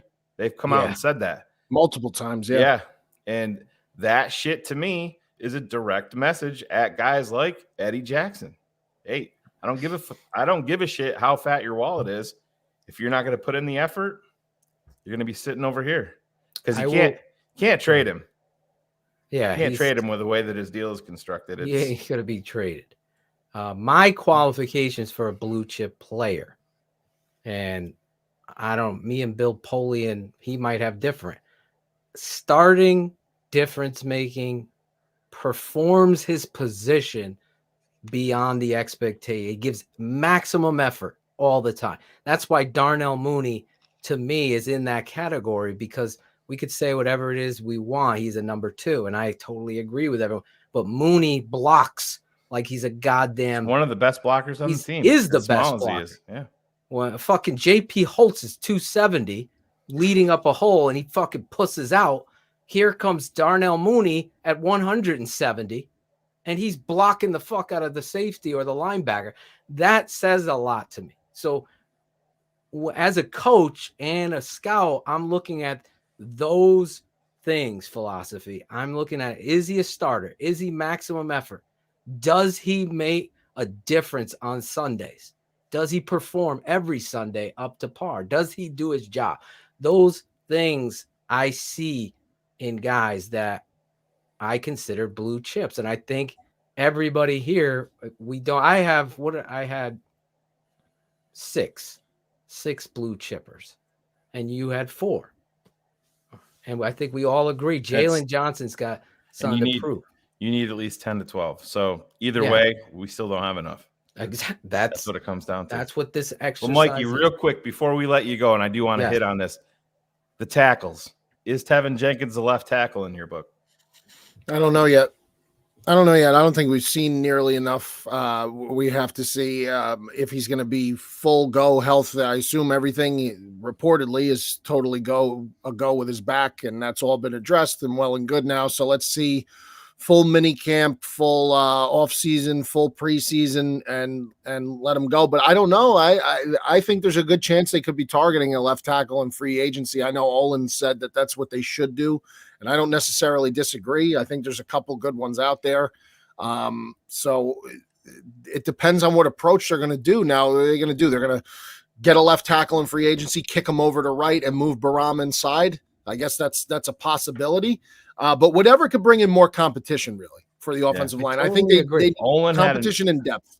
Olin had an interesting comment on their latest pod where he said that he's heard that Cody Whitehair is moving back to center. Give me some fucking names. So there's a lot of smoke out there that they're not going to offer James Daniels the 10 mil. So to me, that would speak potentially. I just have a fear. Olin brought up the name Teron. Olin brought up the name Teron Armstead in free agency. He's a good player, but his fucking snap count goes down, down, down, down every year. And he's never fucking played 16 ever in the NFL, and he's 30 years old. So that is somebody that it's Jermon Bushrod. You're going to pay the fucking guy, and is it going to pay off? I think it's Tevin. I think it's a huge game. I'm excited about Tevin because it's the same neglectful argument we saw, as Mikey's saying. And Tevin also, every blog boy this side of the fucking Mississippi and that side, everybody in the fucking country has a story to tell without telling the truth. Everybody's trying to get clicks and narratives. That's the opposite of here. That's why you fit in here. And Adam Rank, my boy, right here, have a sick day. The Sick podcast. He reached out there. You got to have my guy Mikey. He would fit in perfect with you guys. So Adam Rank is a good scout. We reached out. Alex Acevedo, I believe, reached out to you and brought the family together. You got to come down here and have the best pizza in the country in New Haven with us. We'll take you. Listen. I know. I've heard all of it. Listen. Hey, I'm a New York guy, man. They converted me, I'll bro. talk some pizza. Let's go.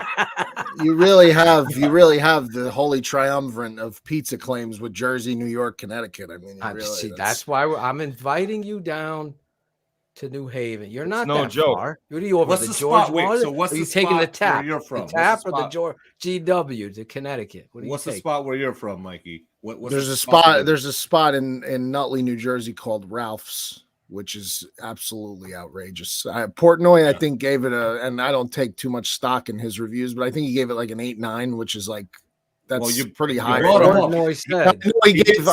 I know his highest rated pizza place, I believe, is in Jersey, though. However, I don't know. It must have been the But top he of did your say- fucking class. Say New Haven is the pizza capital of America. That's Of what he said. America. Who says that?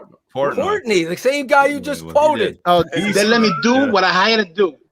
It's because it's so condensed and you have it all boom, boom, boom. That's I'm going to bring you. Listen, I'm inviting you down here.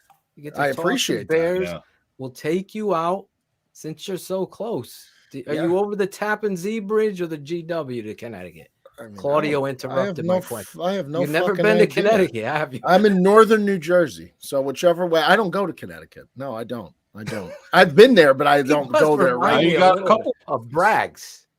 He reminds me a little bit of Braggs. Well, I hope not, because I was told he's not that smart. Yeah. Well, no, but when you first came on the screen, somebody in the chat was like, "That's a better looking Braggs." Better looking, certainly. I'll take that every day.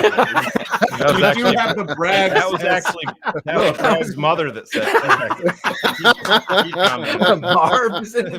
Barb said That's it. terrible. That's terrible. She knows her son's ugly. To take over the North and never give it back.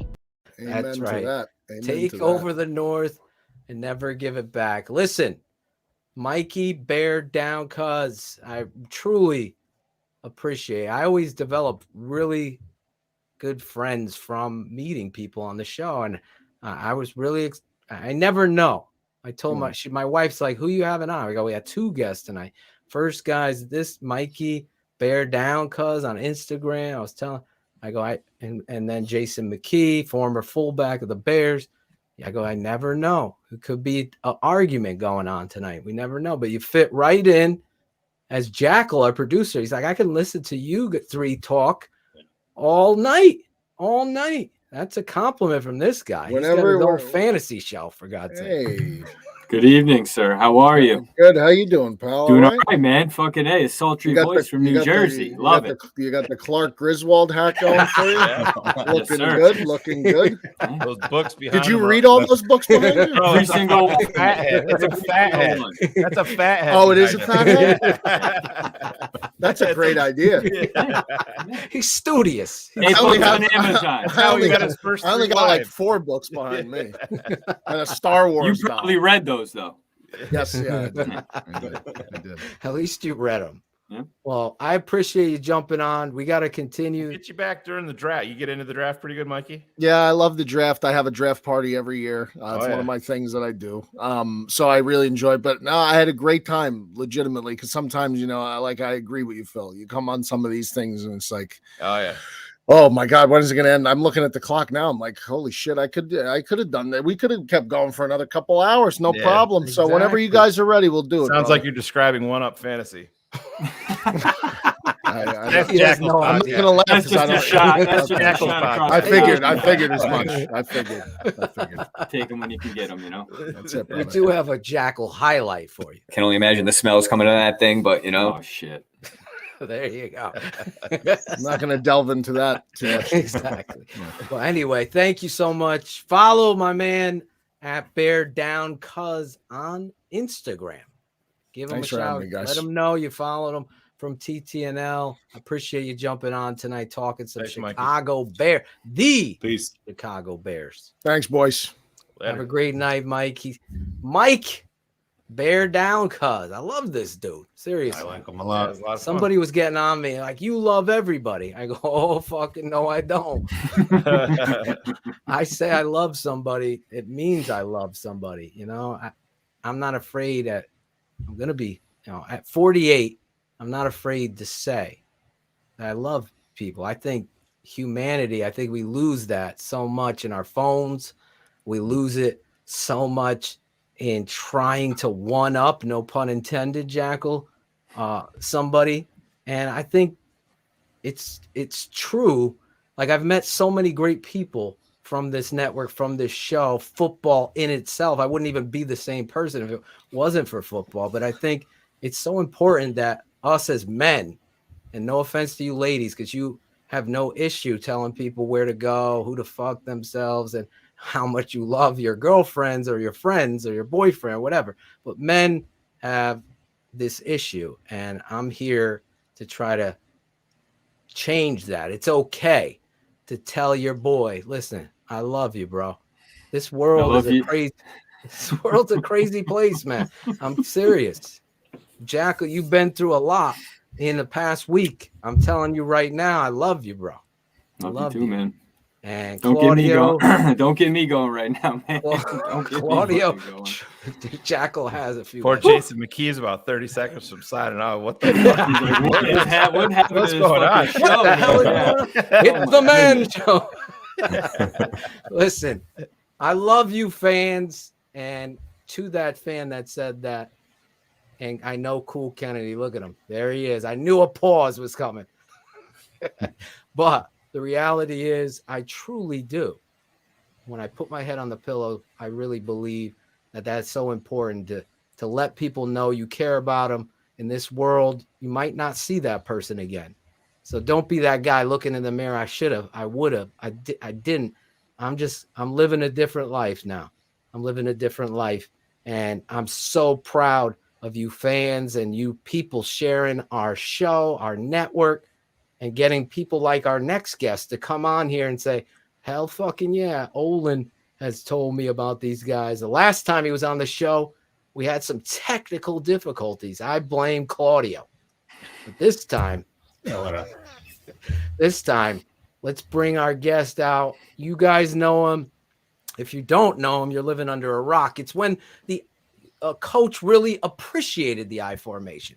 It was like, hey, I love the I because it fucking works. That's why you run the I, and you do whatever in your power to run the I and to run the football and put players in positions to be successful. It's about players, not plays.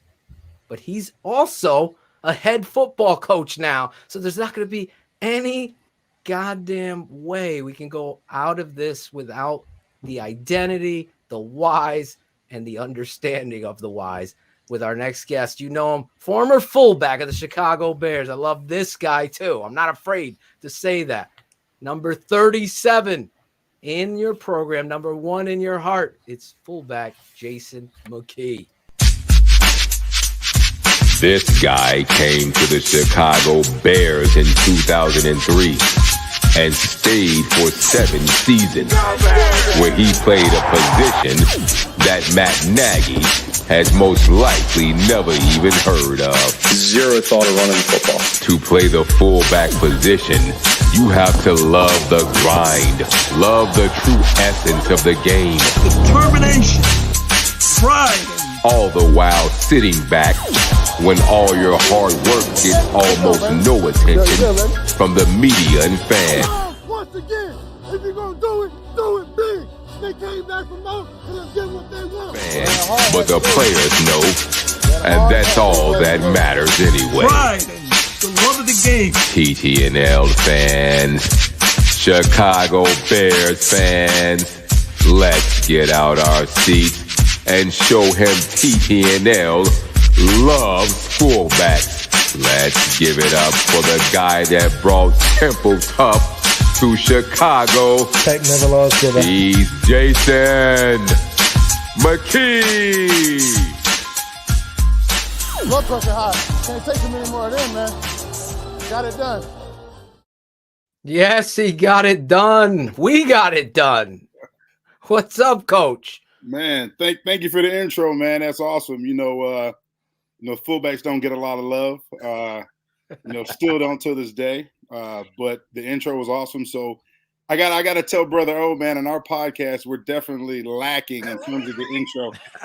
And we'll never be able to top what you guys have been able to bring to the table. We can only try to emulate it, but there's only one, and that's you guys. So I appreciate you guys, and thanks for having me on the show. Oh, of course. I mean, we've been trying to get you on, obviously. Yeah. You're coaching. You're doing one of the best Bears podcasts out there with you and Olin. You obviously know Olin and our relationship. I think him and David Kaplan are neck and neck for coming on our network and our show like 7 times each. Always bringing the thunder and you don't have to take that with a grain of salt, Jason. we're talking serious, bro. We love Olin here. Oh man, and we love the game of football. In fact, I was the first guy on record. We've checked this stat to say Olin needed to be hired as the president of football operations, somebody that administered the defense, if you will, of what was going on in that front office. And I think that's where we got to start, only because we got to catch up with the coach, because that's what I'm going to be calling him all night, coach. Every time high school football, you know, oh, you just coach high school. They don't get it. There's a lot of shoe fucking salesmen up in the NFL. High school football is about the fundamentals, about teaching a boy to become a man and really being the person who personifies a foundation of youth. I just talk about that real quick. What it's like to coach on the high school level is like nothing. As you've been an NFL player, you played at Temple, you were Temple tough. So you've had the whole gambit of coaching. So talk about high school coaching real quick. Yeah, man. I mean, high school, it's definitely a blessing to be able to, you know, coach the game of football to young adults, you know, to guys who are going to grow up and change the world. And it's a great way to prepare them for life than through the game of football. We know the game of football, it teaches us life lessons. You know, it teaches you how to be a good teammate. It teaches you the value and the beauty of competition. And it teaches you how to work hard and how to grind and how to continuously grind and then to take everything that you've grinded for and to put it out there on the display, whether that's on the football field. And then as you become an adult, you know, to take that grind that you put in to be successful in, you know, maybe one day owning your own business or being a CEO or a lawyer or a doctor or anything like that. It just teaches you life lessons and prepares you for life. And for me to have the opportunity to be a head football coach and to help impart in these young men, to help grow them into men on a daily basis. I mean, I couldn't ask for anything more. It's definitely a blessing. And you know, it's not just me, it's my staff. We got a great football staff. I mean, everybody has the same mindset, and that's our kids. You know, our kids are our number one priority, not just in the game of football, but overall. You know, we care about our kids as people and not just football players. And I'm at a great school. The community is awesome. You know, we have a lot of resources. It's a really a good high academic school. So, you know, academics is of the utmost importance. That's the number one thing in our program is academics. Nice. And, you know, I tell our kids all the time, Phil, I say, hey, look, if I can't trust you in the classroom, well, guess what? Your ass ain't gonna be playing on the field. So accountability, coach. Accountability, man. And that's one of the things. That's one of the things that's in our handbook. You know, when I have my parent meeting, I said, hey, the best abilities is accountability, dependability, and reliability. If you don't have one of those three, you can't play for me. And if you don't have one of those three, you're not going to be successful in life, as we know. So, you know, it's definitely a great opportunity to be in this position to impart in the kids. And you know, we've been having a lot of results. And there's nothing like being a high school coach because you get to mold young individuals and mold them into adults. Let me piggyback off that. Just my dad, I don't know if you know, is a Hall of Fame head football coach here in the state of Connecticut. They named a stadium after my dad, and that's where I learned the game of football, obviously, and coaching. So you, as a head coach, you know, Shayne, I'm gonna not swear for this segment because I gotta think Coach Mac, parents, I gotta think like that. But truthfully, talk about as a head coach. Forget your Bears love for a second, but you're sitting there watching the Chicago Bears under Coach Nagy. Talk about it from that angle of your perspective. What did it mean to you to watch this guy be the head coach, especially the last 4 years? Yeah, you know, he came out the gate hot. You know, he came out, obviously got Coach of the Year, and obviously everybody here in the Chicagoland area, we were real excited. You know, and then it just spiraled down from there. And you know, it's tough as a head coach. I mean, you know, it's a thankless job. And you go on, you're preparing all week. You know, you don't get no sleep. You're preparing damn near 24 hours a day. You know, there's never a time to where you're sitting still. If you're sitting still, you're lacking in one area. You're not doing your job. So, you know, to see the way they struggled, I think it wore down on him. Obviously, Chicagoland's a big market. And if you're not producing, the media is going to be all on you. You know, the fans are going to be all on you. Alumni, we're going to be all on you. So I think that really wore him down. But I think he lost sight of, you know, what he wanted in his team. And, you know, every week he came on his press conference and he talked about the whys, the why this, the why that. And, we never really got an answer to the whys. Even during the game, some of the play calling and the way he managed the game, we're asking ourselves why. Why did you make that call? Why did you make this play? And there was a lot of whys. Yeah, a lot of whys. And I like Coach Nagy. I've met him a bunch of times. He's a great human being, man. And he wanted to come here and do a good job. And for the most part, starting off, he did. Towards the end, it fell off, and I think it just unraveled. And I think that as a head coach, you have to live your philosophy. You have to live your identity. You have to live. Thank you. You have to be the image of your team or of your program. Yep. So if you're telling, you're constantly saying, "Hey, we're going to be a tough team. We're a tough-minded team," and then, hey, you're walking around and you're all soft and shit, and you're letting the guys get away with this. Well, they're not going to buy in. They're not going to buy in. If you come out and say, "Hey, we're going to be a smart, detail-oriented team," but then, hey, you forget to install the goal line, or you don't know what you're going to call on third and short, well, then we're not going to buy in. You have to live and breathe your culture. You have to be a walking example of your culture on a daily basis. And trust me, even in high school, we have a mindset, we have a philosophy of what our program is supposed to be like. And I have to be able to walk that every single day. And not just me, my coaching staff knows they better walk that culture that we have on a daily basis. So that way, if one of our players sees it and one of our coaches or myself isn't doing it, well, hey, I want my players to call us out and say, "Hey, coach, you know what? This guy is late to meetings. You say we're going to be tough, detail-oriented. Why is he getting to come in this meeting and he's late?" No, coach, we need to kick him out because he's late to a meeting, and that's not a part of our culture. And when you have that type of culture embedded in your organization or your program, your players will uphold the culture for you. So well said. The team is a reflection of the head coach. Exactly. That was Phil Atoshin Sr.'s first lesson to me. They're you.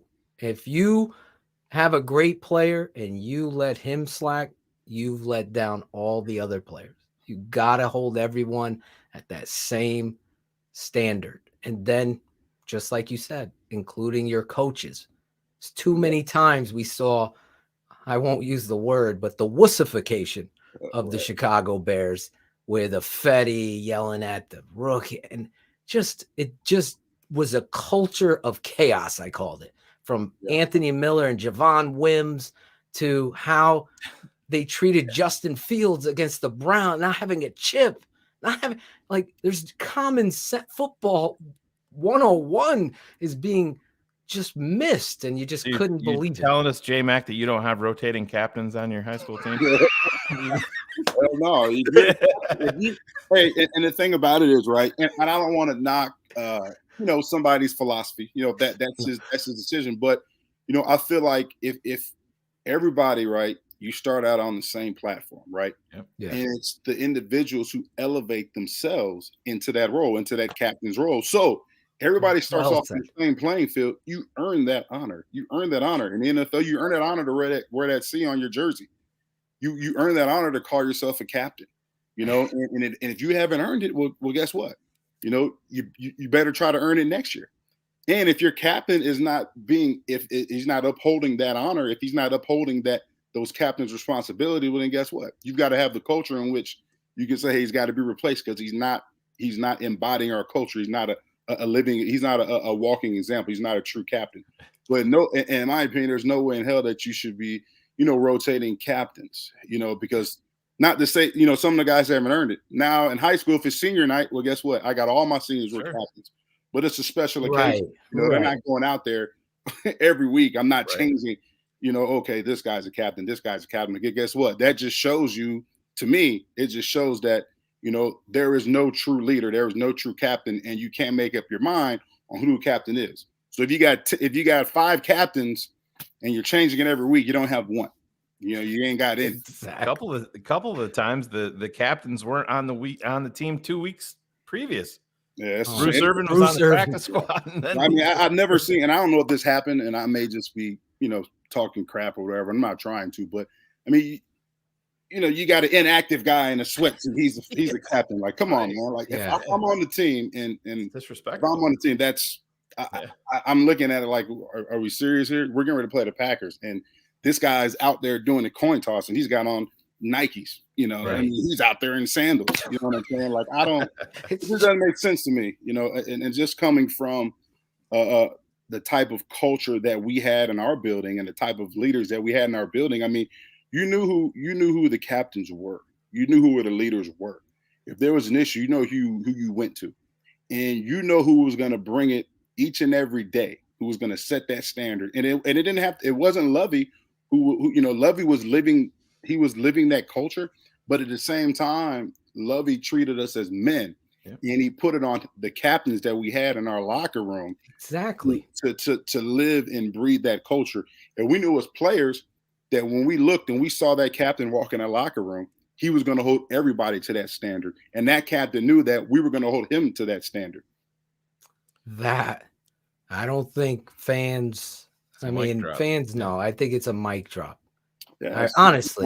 It's honesty. It is honesty, and it's something we keep it 100 here. That's what this show is. Obviously, we love the game of football, and the goal is to better the Bears. I thought Matt Nagy, and I'll say it for you, when you don't have a culture, a foundation, and have those consigliares, as I'll call them, that are in your locker room that have established. This kid could have been a rookie, but he just showed up. And everybody and their brother knows, hey, this kid is a leader. And maybe it's not this year, but it's next year. But you understand he's an extension of what it is your culture is, your identity. There was so many issues that we saw with that. And obviously, everybody can bury Nagy now and what have you, but we stood that ground even in 2018 saying, listen, this is Vic Fangio's 39 turnovers. Let's not get this twisted. This guy can't even figure out Jordan Howard should be given the ball. And exactly. And then it passed the baton to David Montgomery. Have you ever witnessed in your professional career, maybe with Lovey you did, but a freaking running back hit it for 15 and then say, okay, come put in Cordero Patterson or put in Tariq Cohen after this dude just hit it for 15. It wasn't even blocked right, but he hit it for 15. Have you ever seen it? Yeah, I've never seen it. And I'm thankful for, the coaching staff that we had, because they were open to listen to what we would present them, what we were seeing on the field. And granted, we weren't offensive coordinators back then, but we were on the field. We were going through the process. We were in the trenches. So we could see things, and we would always come off the field every series and discuss what we saw. Or in practice that week, we would all discuss what we saw on film. And, we had a good offensive coordinator where he would take heed of that and implement that into the game plan. It wasn't like we would say things, he would ignore us. And if it's 3rd and 1, he's, coming out and empty. And, you know what I'm saying? Like, I'm like, oh my gosh, man, please no. But Timo's on the sideline coming out empty. And the thing that, we had a lot of alpha males in our locker room. So I think that in that situation, if there was a situation where it was 3rd and 1 and 3rd and 2, and, we know we should run the ball, and our offensive coordinator wanted to call a pass. Well, hey, you know what? Thomas Jones, he would have came off the sideline and kicked some ass. Olin Kreutz, Reuben Brown, all those guys, those alphas that we had in that locker room would have came off and like, hey, what the hell are we doing? We're going to run the damn ball anyway. You know what I'm saying? That's the type of guys that we had. And not because, we were selfish, but because that's the type of guys that we had in our locker room. We had guys that knew what it took to win. We had guys that was willing to sacrifice for the betterment of the team, for their brother, for the man next to him.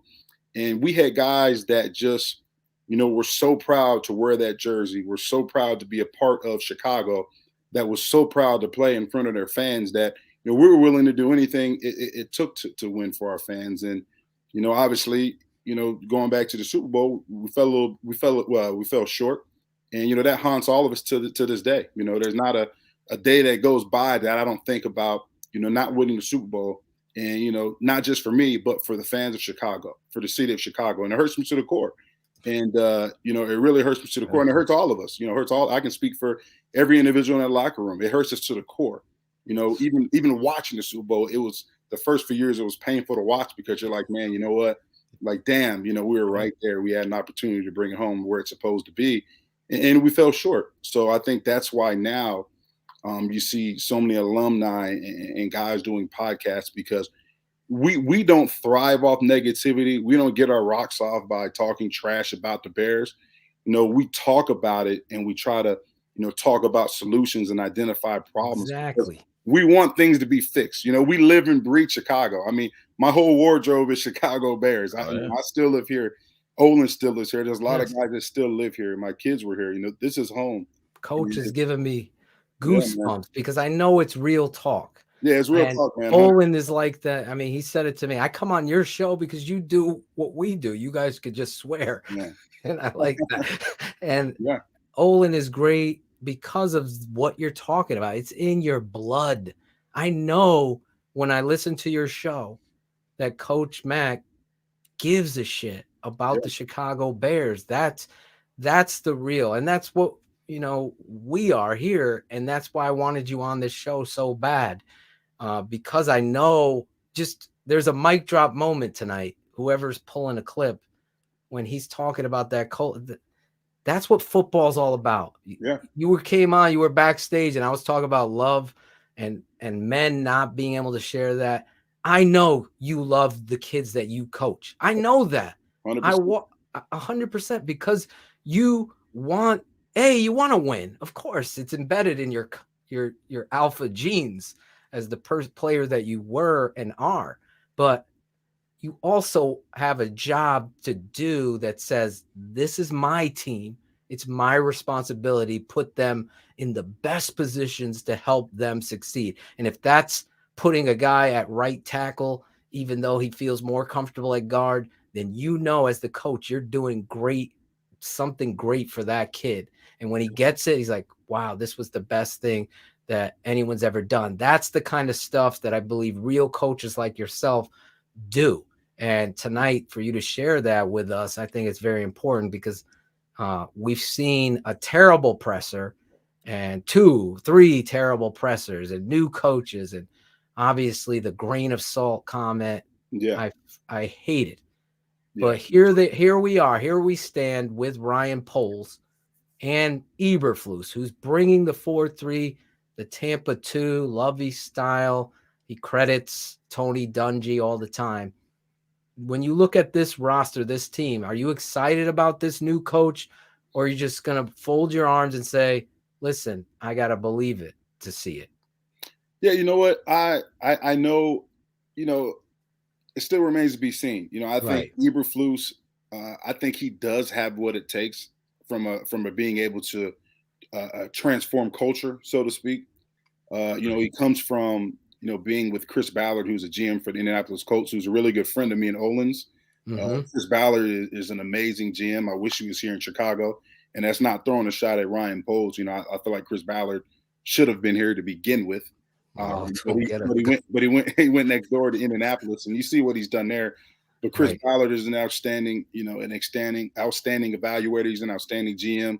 He makes himself available. You know, I text him from time to time and get, you know, tips from him, and he texts me right back, even though he's a GM. You know, that's the type of guy that Ballard is. And I know the guys that Chris Ballard has in his organization, you know, can do great things. So it was good to see a guy who came from that type of organization in Eberflus, because he knows what it takes to be successful. So, you know, I think it remains to be seen. You know, like we've been able to saying the right things, right?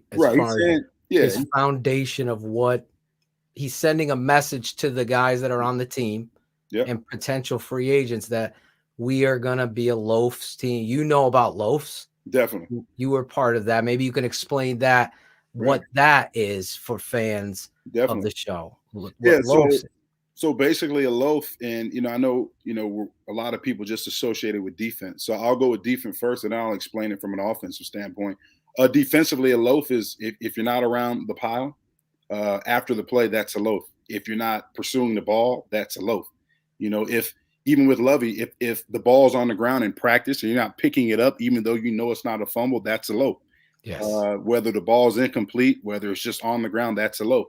If you're not trying to strip the ball or punch the ball out, that's a loaf. In terms of defense. Offensively, we had loafs as well, and on special teams. If you didn't as a running back or a fullback, if I'm not around the pile when our running back gets tackled, it's a loaf. If I'm not downfield trying to make a block after the receiver catches the ball, it's a loaf. And those are things that you have to embed in your culture. Those are things that we had on all three phases. And special teams, with Dave Tobe, if you didn't finish in a winning position, he didn't call it a loaf, he called it uncle. If you didn't finish in a winning position, he would say the opponent, he was your uncle. You know what that means if you didn't finish in a winning position. So those are things that that was embedded in us, and it just didn't show up on film during the game. It showed off continuously in practice every single day. I don't know how many times, if me and Thomas Jones, we catch a pass or running the ball and we're going back to the huddle, and mind you, the play is over. But guess what? In the huddle, Peanut Tillman's in the huddle while, whoever the quarterback was calling the play, he's trying to punch the ball. Exactly. And was it annoying at times? Yeah, it might have been a few fights here and there, but at the same time, it made us both better. It made me more conscious that, hey, I got to secure the ball, whether all the way back to the huddle if I have to. Peanut's working his craft, punching the ball out. That's why he's the best to ever do that, and it just made everybody better. And that's what you want from an organizational standpoint. Everybody's got to be on the same page, whether it's the head coach, all the way down to the coordinators, to the assistant. We talk about it all the time on our podcast, down to the nutrition staff, down to the strength coach, down to the equipment manager, down to the training staff, down to the security guard that's let you in and out the gate. Medlin was hustling. Hey, Medlin had that heavy utility belt. Screwdrivers. He had the thing to clean out the cleats. He had every tool on him. He's prepared.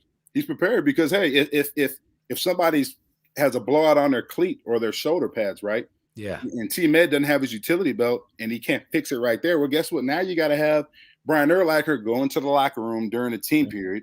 Hunter Hillenmeyer's slow on the zone. Right.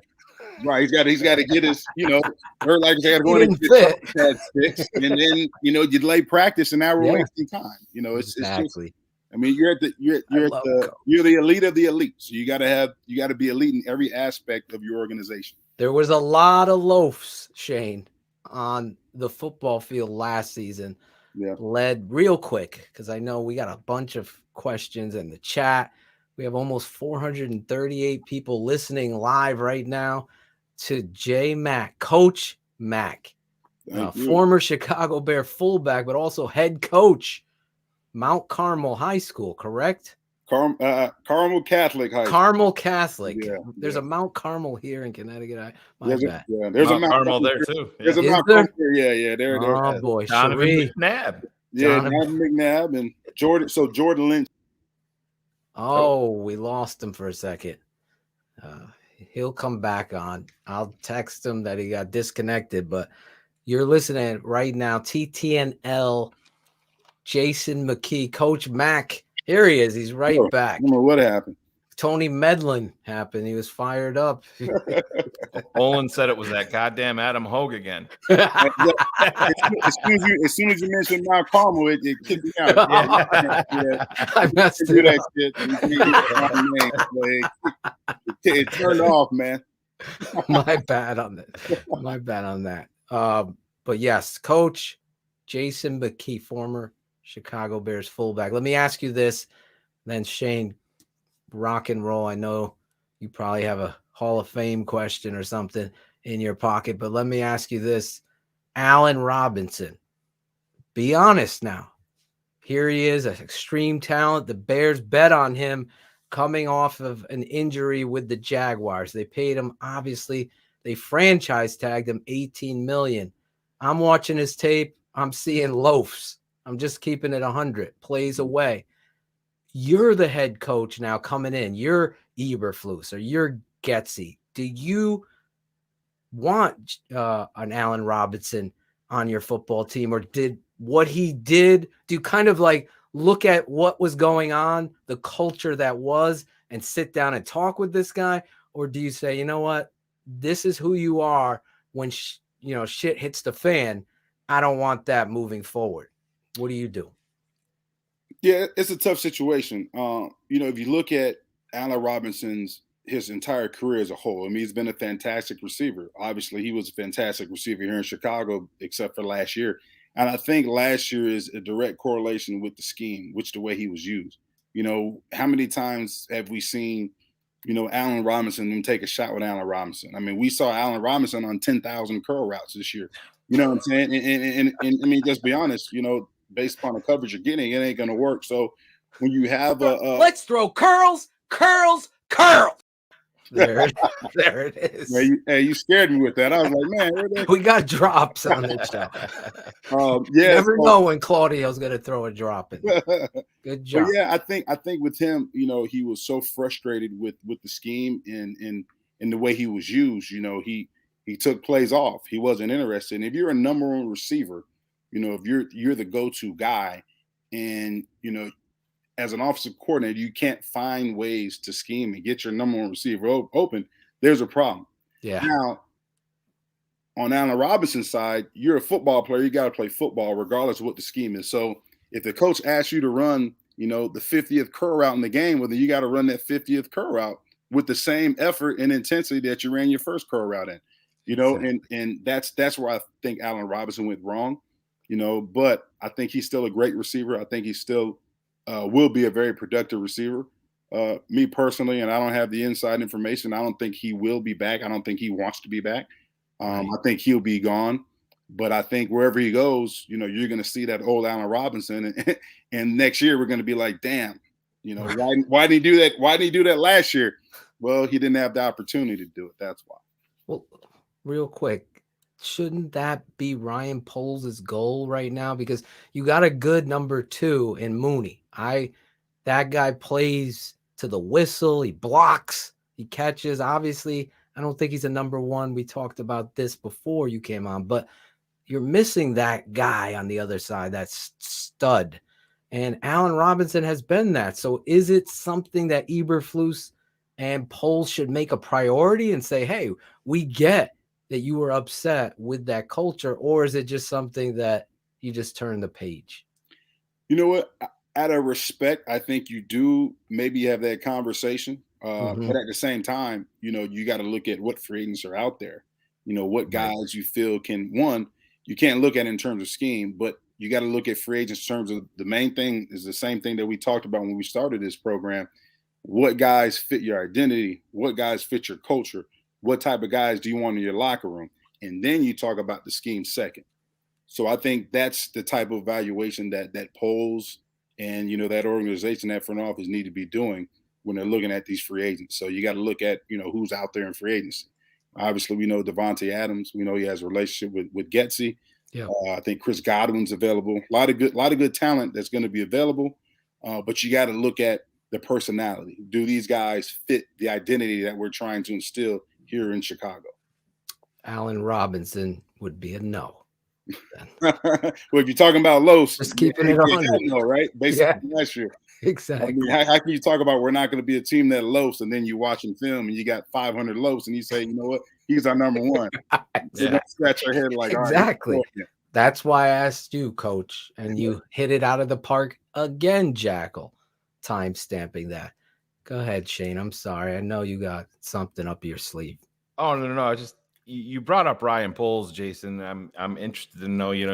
We've seen a couple of articles about him reaching out to some Bears alumni and kind of repairing that fractured relationship that has. He's waiting on that. Is he calling you right now?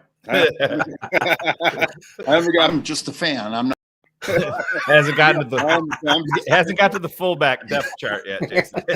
he won't get to the fullback either. I told you, man, we don't get no love, man. We gotta get the fullback some love, Shayne. We love you here. But just as a Bears alumni, and I know the whole mess with Olin, but like he reached out to Jimbo Covert, and the whole Phil Emery, Brian Urlacher fracture, and it started way back then. Have you heard from any of the other guys? Maybe as if Ryan Poles has reached out to anybody else, or are you confident that whole situation can be kind of smoothed over, where it is kind of an open door policy for you guys to get back up there and get things straight the way that they need to be with integral pieces to the Chicago Bears history? I mean, you guys were a Super Bowl team and almost did it. And I look back at that now, and I mean, just as us fans, we weren't there every day like you guys were, but it bothers us as a fan base, to listen to you and Olin talk about it, and just the way that all that shit goes down. But are you confident that Ryan Poles is going to be the guy that can repair that fracture with the alumni? Yeah, I think so. I haven't heard of I don't know who he reached out to. That doesn't mean he hasn't reached out to guys. Just because he hasn't reached out to me, I don't know if he's reached out to Olin or any of the other guys. But I will say this, and I'll go back, and it's not just on the Bears defense. It's honestly, the Bears do have an alumni department that's really good. Kate Rackow, Jessica Keys, my guy Matt over there. They do a tremendous job of doing the alumni golf outing. They have various events in which we do go to Halas Hall. We have alumni gear that they send us every year. They do a tremendous job, and I'm not going to lie, that department, hands down, is the best in football. There's not a lot of organizations that have a strong alumni department like the Bears do. Now, in terms of the Bears reaching out and just having our insight on things like that, that hasn't been done in the past. As you see what Jimbo said, he hasn't heard from a coach or a GM, and at the same time, and in the GM and the coach of defense, hey, they're worried about the now. They're worried about the present. They're worried about putting a productive team on the field each and every Sunday. But at the same time, as an alumni, I would love to have the opportunity to give my opinion on what I see. I know Olin, as you see, he gives his opinion, and a lot of the times he's dead on. We watch film all the time. Me and Olin, we're watching the all 22 of every game, watching it like we're playing, because that's what we're used to doing. Game Pass screwed us over, Coach. Yeah, they did, right? They did us so dirty. Oh, terrible. They did us very dirty, Coach. Did us dirty, man. But that's a part of our livelihood, watching film. My wife gets mad at me because she says, "Hey, you know what? All you do is watch football," and I'm like, "That's my TV. That's my TV. I don't watch TV. I watch football." And that's important. That's what makes you a great coach and a great analyst on the Chicago Bears, which you are, because you're well informed. You're well informed. I'm getting pictures of you. Look at this. Jason McKie, keeping it 100. Oh man, that's a good picture, TTNL, man. Look at you. Wow. Again, our producers are producing fullbacks on the matter go. at TTNL, Jay. Fullbacks matter. Can we put that, Corey? Can we put Kennedy. fullbacks matter on this? That's what we need. Add that. I wish you could put like an afro on me, man, because I miss your hair, man. We got some talented. Coach, we don't we have some talented artists. Keep it 100 here, unless you're wearing He's wearing a wig. Waves and everything. Now, I get older, man. Your hair don't look right no more. You got to shave it off. Coach, let me ask you this. I thought Shayne, so I'm going to take the layup here. Devin Hester, you played with this football player. Were you shocked that he wasn't a first ballot Hall of Famer? Yeah, so Devin is one of my best friends. We talk almost every week. Our families go on vacation together. He was I was around when his kids were born. His wife and my wife were best friends. Awesome. And the whole day, the funny thing is, I think I was more excited than he was. I'm calling him like, "Hey, did you hear anything?" And he was really upset. He really was. He was hurt to the core after the fact that when it came out that he wasn't going to be a first ballot Hall of Famer. He really was hurt, and he was trying to find an understanding of why. And there obviously there wasn't a why. I don't. Matt Nagy didn't. And I don't want to sound like Matt Nagy, but I just don't understand how you have a player that changed the game. He's one of the only players to do what he did. And when you look at the rule changes in the NFL, I mean, that's a direct correlation of what he did. Exactly. And if we didn't have a Devin Hester, you look at the way he impacted the team. If we didn't have Devin Hester, there's no way in hell we're in Miami at the Super Bowl. And then look at what he did in the Super Bowl, but throughout that entire season and throughout his career. You know, it's unbelievable that he didn't get in, and he was really pissed about it. But at the same time, you know, he understands that he is going to go in, so he's proud. He's proud that he is going to go in one day. You know, I know it meant a lot to him to go in as a first ballot, but you know, me and him having that conversation, I say, you know what, you're a Hall of Famer in life. You're a Hall of Fame dad. You're a Hall of Fame friend. You know, so don't even worry about it. You're going to go in. You're going to get what you deserve. My father and I were talking about it.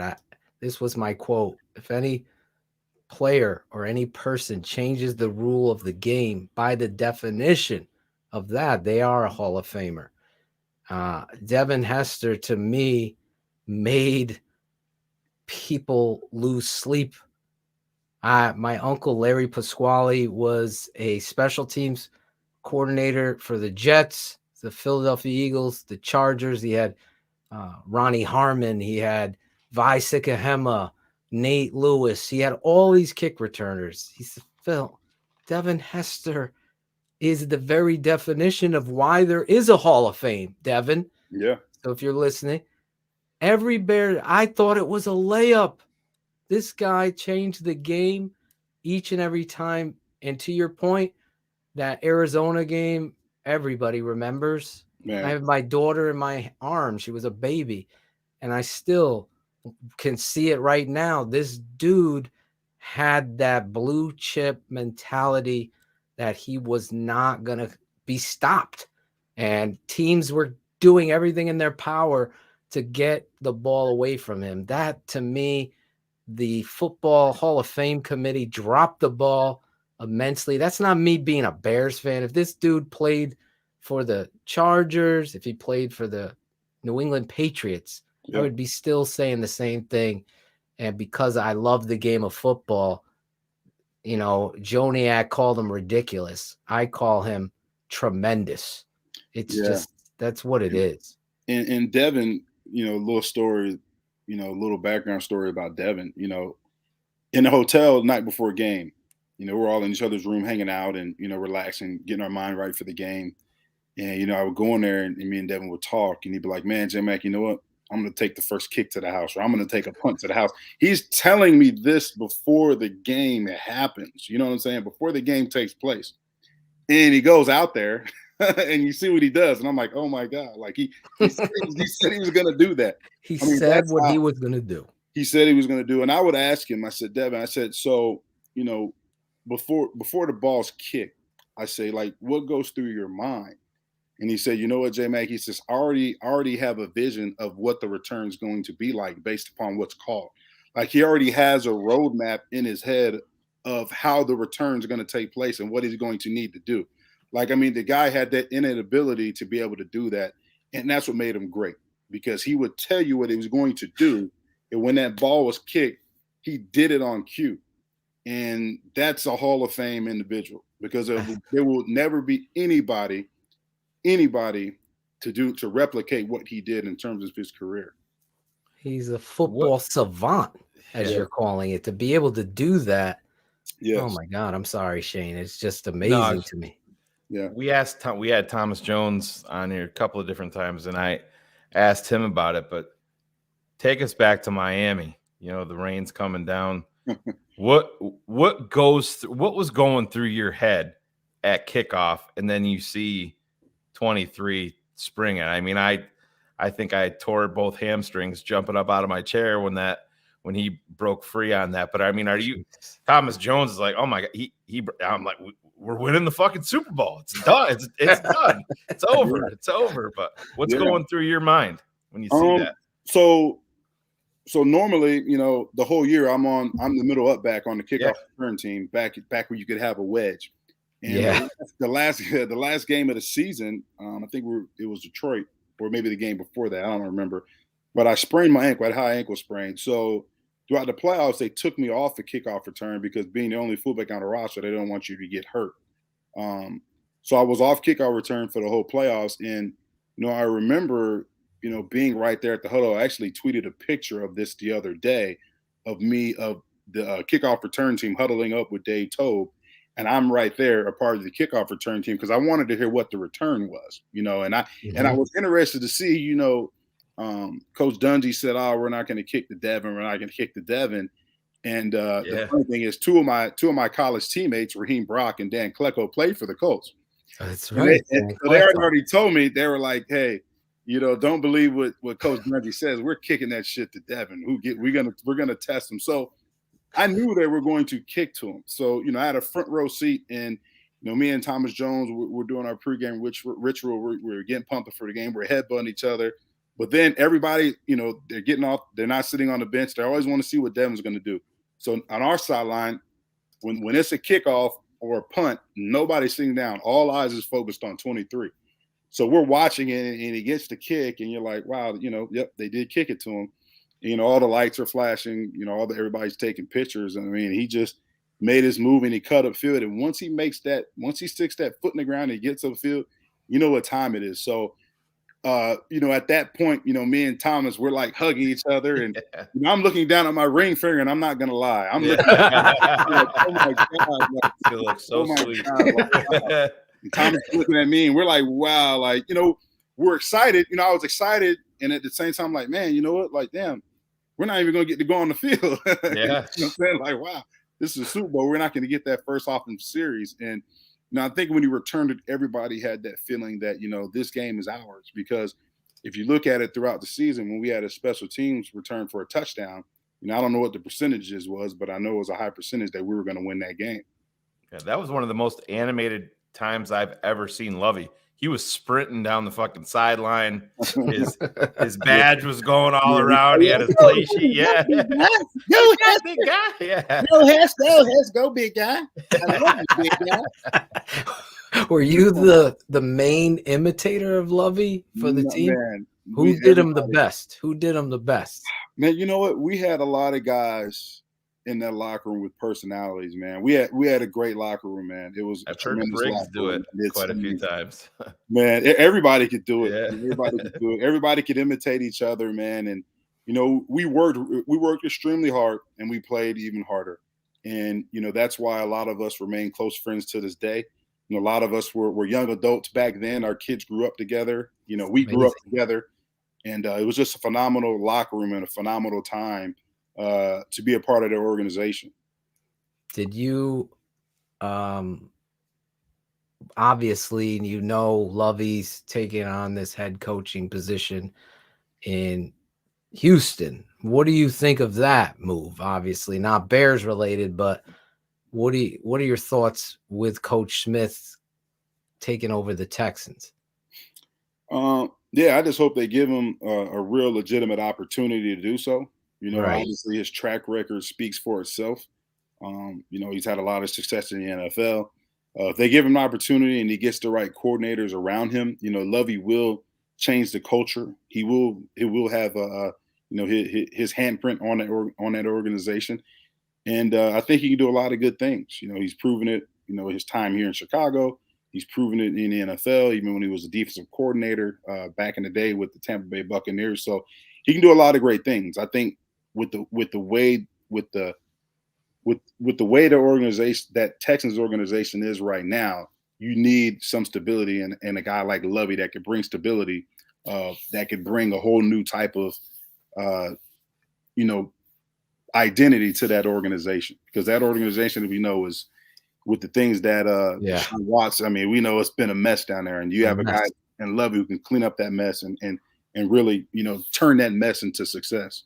I don't give a fuck that he smokes weed. They all smoke weed. Smoke weed every day. There's our barber right here, and that's my intro. This is his title, though. Even though he's a barber, and he's I'm What's sorry, up? there What's was up, there was a swear. What's He's a going big on? fan of yours, but listen, there's nobody in the country or the U.S. or the world that loves Rex Grossman more than Claudio the barber. So, Claudio, do you have? There he is. There he is. Rexy. Claudio, you have a question for him about. We could not have J Mac on the show. Closest guy. Oh man, to put me on the Rex's, spot. took us. All right, how about this? Between you and Olin Kreutz, he's in front of Rex. You're behind him. Can you get him on our show? That's all. That's my question. That's my question. Man, you know what? That's your question. That's my question. Don't put pressure on. No. Listen, I mean, tell me about him as you were talking about leaders in the locker room. He got a lot of shit in the media. I defended him every fucking day in the barbershop on Mondays after a fucking game. Oh my God. ESPN killed him. Just, how was he in the locker room that, people didn't see? Rex was great. Man. Rex was definitely one of my favorite people. I like to say me and Rex grew up together when I came here. He was, when I came here, I was going into my second year. Rex was a rookie. So it was, we did a lot of things together. Every Monday night after a game, I'd hang out over Rex's house, and it was like being in college. We're hanging out watching the Monday night football game. We're like, J Mac, you coming over? I'm like, yeah, I'm stopping by, grabbing the 12-pack. We're gonna watch the game, order pizza and wings. I mean, awesome. That was the type of guy Rex was, man. Everybody loved him. He was a pro's pro. He was one of the guys. He didn't put himself on a pedestal. I love playing for him, man. And he was intense. He prepared really hard. He went out there and, he tried to do his best for the organization. And, I feel like a lot of criticism that he gets isn't his fault, and I know a lot of guys in our locker room feel the same way. We're going to stand up for each other. And a lot of things that he got blamed for, I don't think it was a direct correlation of it being his fault.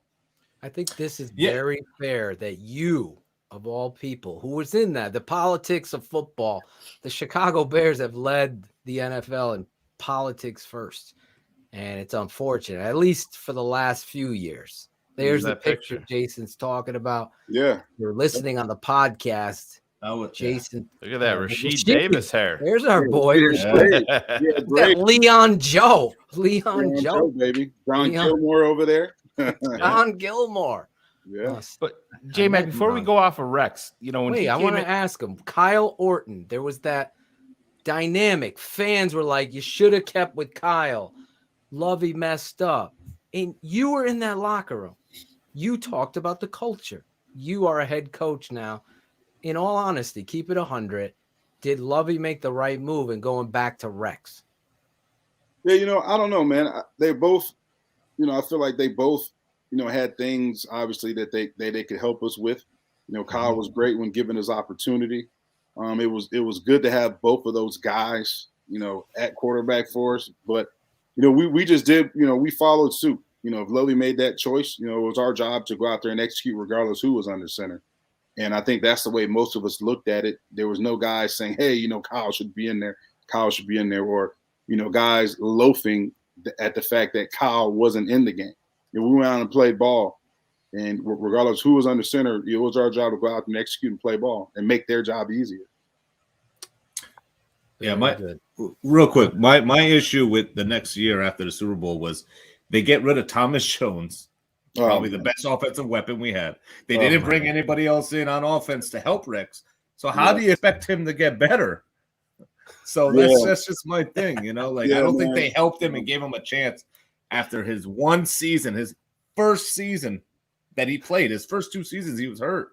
So he went to the Super Bowl with a great defense, of course, but that championship game he made some fucking dime throws when we needed him. Top of your fucking class. You bring me on to defend Rex. I'm gonna fucking defend my boy. I told you, Coach. This guy is the real defender. No. He won't give up his love for Rex. Hey, I respect it. He gave you the great commentary. Rex was a leader. Yeah. You never see Rex. You never see him. You never hear from him. He's a private guy. I know Kyle Orton walked off with a whiskey bottle and went to the horses and the stables, but Rex is this mystery. Rex he's his own man. He's doing this thing. Going back to what you mentioned with Thomas Jones, and I'll touch on that a little bit. That was, man, that and honestly, that really hurt, bro. That hurt. I love that. That hurt bad. I think that was the downfall of our team right there. I know that was probably one of the biggest mistakes that Jerry Angelo made, in my opinion. Yes. It hurt me to the core. It hurt me to the core, man. Like, and I'm not gonna lie, man. And I cried like a baby when they got rid of Thomas Jones. We were that close. He was like an older brother to me, and we had that type of chemistry. And another mic drop right there. Being with somebody like that, like Thomas, who you go to practice with every day. You're in the same meeting room. You hang out off the field. Yeah. You're in the trenches. We've had success together. I don't know how many 1,000-yard seasons he had. I mean, it was just a good thing. And a guy who another guy who embodied Chicago, who wanted to be here, who had an overwhelming love and joy for the fans. Like, Thomas didn't care about how many yards or touchdowns how many yards he ran for, how many touchdowns he scored. He cared about going out there and putting it all on the line for the fans. He cared about the fans more than he did himself. And when you have a guy like that, he made all of us better. And me and Brother O and Cruz, we talk about it on our podcast a lot. We talk about multipliers. Guys who can come into a locker room, or guys that can join a team, right, that makes everybody else better, regardless of their ability. Thomas was one of those guys. He made everybody better. He made offensive line better. He made me better. He made the receivers better. He made the quarterback better, because we knew, whether we had bruised ribs, a broken wrist, sprained ankle, sprained knee, he was going to go out there and he's going to play like a gladiator. And when you have a guy like that has that passion, it's a great word for him. That has that passion and that wears the same jersey as the great running backs that came before him, the Walter Paytons, the Neil Andersons, the Gale Sayers. You have another guy in line who embodies that passion and that determination to be great. I mean, we're going to go out there and we're going to give it all for him. Not just for him, but for the fans as well. And to get rid of a guy like that, that really hurt. That hurt me to the core. It hurt every single man in our running back room to the core. It hurt our offensive line to the core. It hurt Brother O to the core. And that was a tough time for us, because it was a matter of us not understanding. I'm not going to say the WH. You did say it, but you said it at that time. It's okay. You were saying we why? weren't understanding the reasoning of what was happening. Jason, when you look back, look at this. Fullbacks matter, Shayne. Yes. There we go. Our producer, right on, our guy Corey Kennedy. Legends never die. I'm gonna send that over to you, J Mac. We love you here. I'm sorry, Shayne. I wanted to make sure the guy went out there and Phil's got to get his 47 questions in. I'm sorry. The fullback. This isn't a question. This is a showcase. Look at it. The other 41 were. But anyways, what I was saying, you look back at the 05 draft and things, I mean, everybody knew who Thomas Jones was. He was still super young when they signed him as a free agent. 04 has a great year in 05. And actually, all things considered, I almost think your 05 team may have been stronger. I mean, obviously you didn't have Devin, but man, that 05 team was special to me. Just Steve Smith fucking wrecked that, but man, he killed us, didn't he? Yeah. But looking at that draft, Jason, just as I know some of you guys don't pay attention to it, but when you have Thomas Jones and you go out there and you see them invest in that position in the top 5, another running back, a guy, that's got to affect the locker room. I mean, to have you guys just asking questions like, man, we couldn't have went a different direction when we have this fucking animal, Thomas Jones, here at 25 years old, 26 years old at the time? Yeah, it was real confusing. And it was confusing, obviously because of the success that Thomas Jones had and the type of person that I previously described that he was. But it was also confusing because we had another guy that was a dog in the backfield, and that was Adrian Peterson, a guy that a lot of people don't, really remember. I mean, anytime AP got in there, he did his thing. Yeah. And I mean, he was a hell of a Georgia Southern, man. So we had 2 great running backs in that room with Thomas and AP, and and then we just didn't understand it at that point. And Said, don't get me wrong, Said was awesome, man. Said was a great guy. Miss him dearly. Rest in heaven. Said came in, and that 06 year, as funny as it was, with their relationship kind of being, kind of funny, they made each other better. They had that mutual respect And it wasn't always said, but it was known that they had a mutual respect for each other because, you know, we knew that when Thomas went in there and he ripped off some big runs, that when Ced came in, he was going to try to match what Thomas did. Yep. And then if Ced went in there and matched what Thomas did, when Thomas came back in, he's like, well, shit, Ced just got, 5 yards a clip. I got to get 7 yards a clip. And they really complement each other really well. And that was evident of our running game, running it all the way to the Super Bowl. I mean, those two guys did an amazing job. I like to say they made me look better.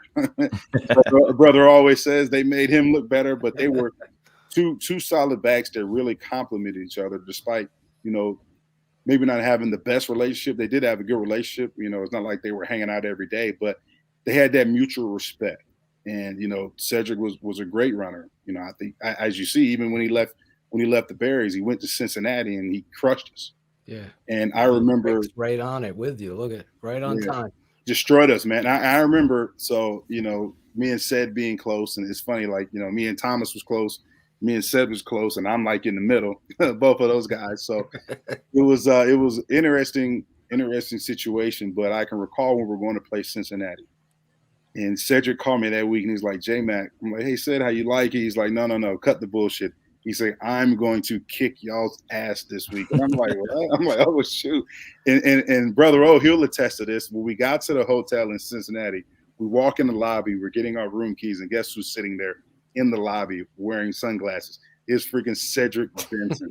And we were like, wow, Ced's here. And the first thing he says, he said, I'm telling you, J-Mac, just wait till tomorrow. And he ran for, I think he ran for 200 yards against us, man. And And after the game, he just looked at me, and all I could say was, yeah, you did tell me, man. So you did tell me. Well, Coach, we've had you on over an hour. I respect your time. If you want to stay for a little more and people have some questions for you, and Shayne can get out his 41, he's taking shots at me. Shit, I might get a couple too. Fuck it. You already got it. Get him off. Get him out of here. But I just want to thank you for your time. Just all the best to you. We got to have you on here more if you can. Definitely, man. I'm here, man, and I apologize for last time. I don't know what the hell was going on, but that's my fault, man. That's definitely a rookie mistake. I'll say what happened last time. I don't know, and I had to hear about that shit from Olin for like 2 months. He was telling me now. Oh man, he crushed me, man. Every time That's why I love he's that, like, dude. he'd be like, J-Mac, man, you got to get rid of that DSL, man. Like, dial up. Oh man, he killed me, man. He killed me. So. Well, I appreciate you guys, man. You guys do a phenomenal job, and I appreciate all the Bears fans that joined the broadcast. I love each and every one of you. I appreciate you guys' support, man. And I'm yours. Anytime you guys want me back, I'm here. So keep up the good work, man. You guys got a hell of a thing going. Got to get you back to break down some Ben Mason tape. Yeah, we maybe actually got a fullback on the roster. Yeah, man, Maybe Ryan. We got Ryan and Matt back. Maybe we'll get a fullback back in this. And you were a great fullback. My favorite is you coming right at the defensive end and then brushing past him, looking over your shoulder, getting that 3rd and 2 every goddamn time, catching it, turning up the field, Shayne. That's a new thing. I miss those days. But anyway, Jason McKie. First time I called him Jason McKie tonight will be the last time. It's Coach Mac. All the best to you this season, but we're going to talk to you way before then. I want to hear your thoughts on the draft and everything like that. You do a tremendous job. Can I ask you one favor? Because we do it with all our guests. Definitely, man. Just a station ID, and that is your name. You put the No Name Podcast, whatever you want to put in there, and then I'm keeping it 100 on the tape. Never lies. You got to read it like Olin in the M. Bajador readings for your man. podcast. Oh man, I kill it, man. I kill it. M. Bajador. He does roll his R. Yeah. I'm like, damn, man, you got the script right here, brother. All right, I'll count you down. 3, 2, 1. You got a lot of love in the chat today. A lot of love. And then you can you say the script however you want. So just let me know when you're ready. I'm ready. All right. I'm gonna isolate on him. All right. 3, 2, 1. This is Jason McKie, former Chicago Bears fullback. You can find me on Twitter at JMac37. Love Chicago, love the Bears fans. I went out there each and every play, not playing for myself, but playing for you guys. I love the love that you guys show myself, but also my former teammates in the organization. We will get this thing turned around. I've been able to join a great podcast. My guys Phil and everybody doing it big over there at the Tape Never Lies. Keeping it 100 like we always do on the No Name podcast. Make sure you tune in. Myself, my former teammate, Brother O, Mr. Olin Kreutz, future Hall of Famer, and these guys doing a hell of a Hall of Fame podcast. So make sure you tune in each and every week, and the Tape Never Lies. Keeping it 100. It's your boy J Mac signing off. Love you, Chicago, and God bless. Look at this. Awesome, John. No script. He's like me. He could just talk. You know a coach, Shayne. You know he's a coach. You know I had to get a lot of questions. One take like Jay-Z. That's all I need, man. Do you believe he doesn't write his raps? He just memorizes it? I don't know. I don't believe that. I don't believe that. I think he writes. Biggie or Tupac, real quick. Oh man, Phil, that's a tough one, man. I like them both, man. I really do. Gun to your head. Gun to your head. I'm gonna go Biggie. Yes, you go Biggie, man. He's in the family. He can come back, and we're gonna get. I want to use the gun to your head reference when we're talking about Tupac and Biggie. Probably not the greatest segue, but best station ID ever. Factor was it. Let's let him go though. I can talk to him all night. Get Adam Hogue to get his special teams. Stay in your fucking lanes. That's my. Olin's holding them accountable every time. Hold them accountable. I always hear J-Mac in the background. You gotta stop, bro. You gotta stop. Hey. Oh man, you guys know it all. You guys know all the details. Oh, we love you guys. I mean, we send everybody to your show because there's plenty of room on the internet for good non-narratives football talk. We're gonna cut that Bajador clip and tag Olin on Twitter and send it out. I think I'm gonna make it my ringtone. I love you. He's Coach J Mac, Jason McKie.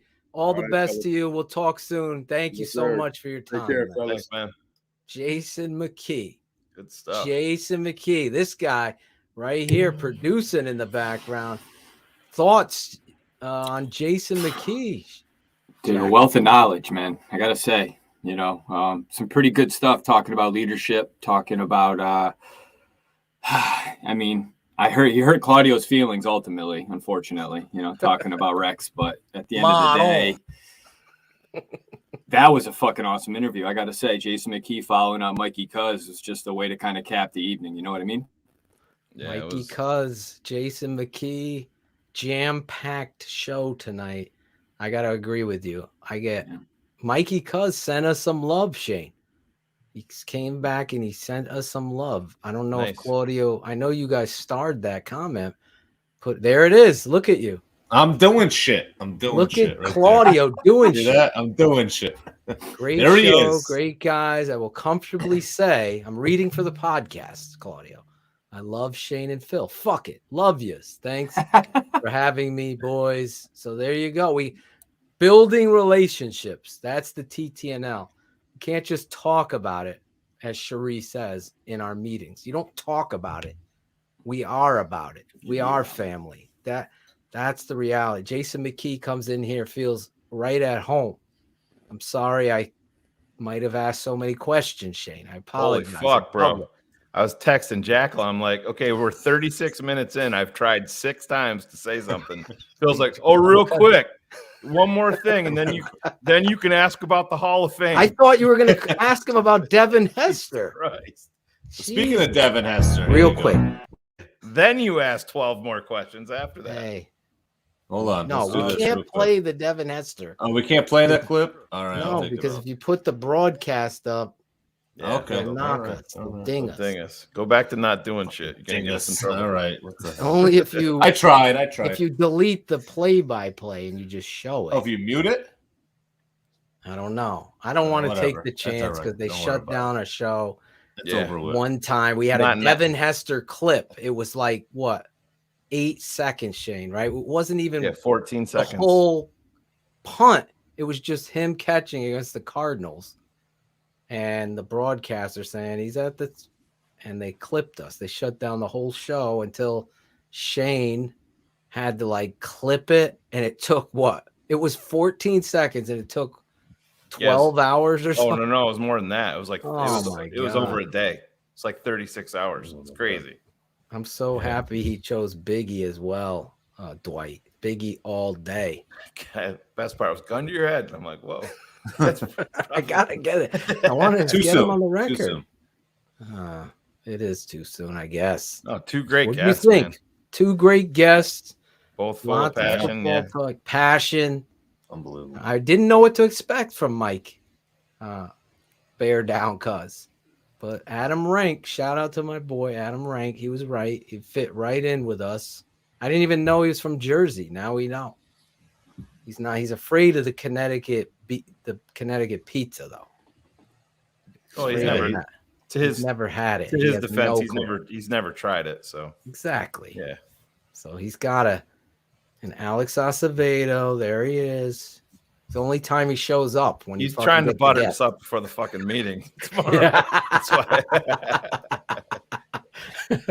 You guys did a great job. No, it's Jacob. It's fulfill. It is fulfill. That was my rap name. Fulfill. Fulfill.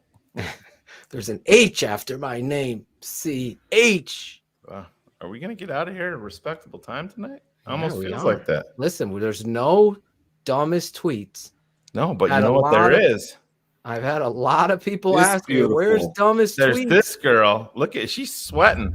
She's already. sweating. She's got her script. Did you get your own movie? we're very economical, my family.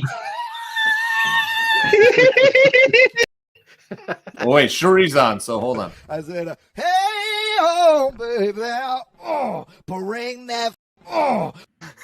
Bring that. Where's Cards? You always got to do Get in this. somebody's ass today. We haven't seen that guy. He's No. probably with his Get in wife. somebody's ass today. This is what I play when Shuri's on. Newest invention here is called the. Is that too graphic? What is your message to the fan base? Newest invention here is. And we've gone there. Yeah. Shuri, are you ready to go? Are you ready to do this? Are you, ladies and gentlemen, Yeah.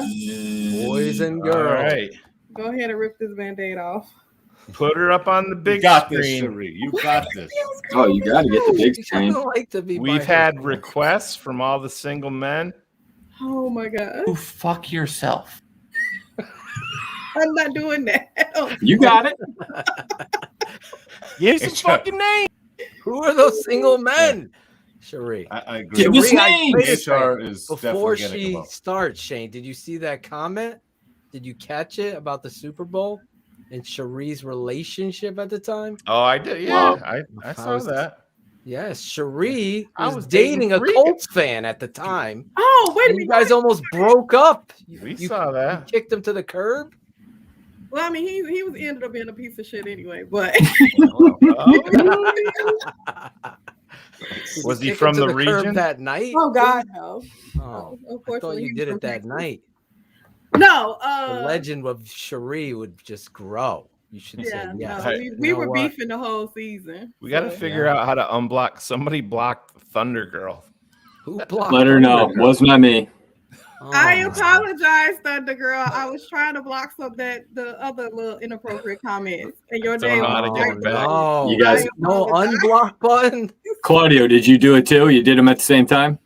No, I didn't. No, I just saw it got blocked. it's all She got Shuri. blocked. Sorry. Way to go, Shuri. Even though Let's go with Shuri. It wasn't intentional. Thunder Girl, don't be mad. You were just I was You were Shayne just was complaining about bringing her her. pre-show. Shayne was just bringing her. You're on the air, baby. You're on. You did. Thunder Girl's on. She's on the air. What happened? Cherie's like, that bitch don't know what's coming. Oh my gosh, that's not true about the girl. Yeah, Logan. You almost got blocked too. But. This is Claudio the barber. Yeah, Claudio's Claudio's blocking everybody. He's You are the new Tevin Jenkins. You can unblock via settings. Yeah, it's more fun this way. Jackal's blocking Logan. Factor's letting us know how to unblock on the software that he has no idea what we're fucking using, but thank you. We're using StreamYard, bro. It's totally different. Everyone's getting blocked. Oh my god. Block brags. Cherie. Anyway, ready to go? Ready to do Are this? you ready to go? Is there music for this, Shayne? Yeah, Claudio's gonna sing. And then I think we really Give me a beat, Phil. Give me a beat. Next week, Claudio, we definitely should have like a jazzy, sexy instrumental playing in the background. We totally fucked this up. I might be able to get that. Sultry sounds. Sultry. It's got to be free. Here you go. Here you go. We got this That's right here. factor one, how to get some free music here. Oh. Okay. Oh, shit. Cherie. Let's go, Cherie. Oh my god. For R. Kelly's new legal team. Put her up on the Oh, screen. God, no. Put her up on the big screen. Put her up, Claudio. There she Let's is. go. No pressure. Welcome to the house of Cherie. She's going to tell you how to stay squeaky clean below the waistline. Cherie, tell the folks listening what they need to do next. Support for Keeping It 100 is brought to you by Manscaped, who is the best in below the waist grooming. Manscaped offers precision engineered tools for your family jewels. Manscaped recently launched the ultimate hygiene bundle for the man in your life, ladies. After Valentine's Day, but you can still buy a just because gift. Help him join over 4 million men worldwide who trust Manscaped with this exclusive offer for you: 20% off and free worldwide shipping with the code Shy City Sports. If my math is correct, it is not, but that's about 8 million clean shaved balls. Balls. Their crop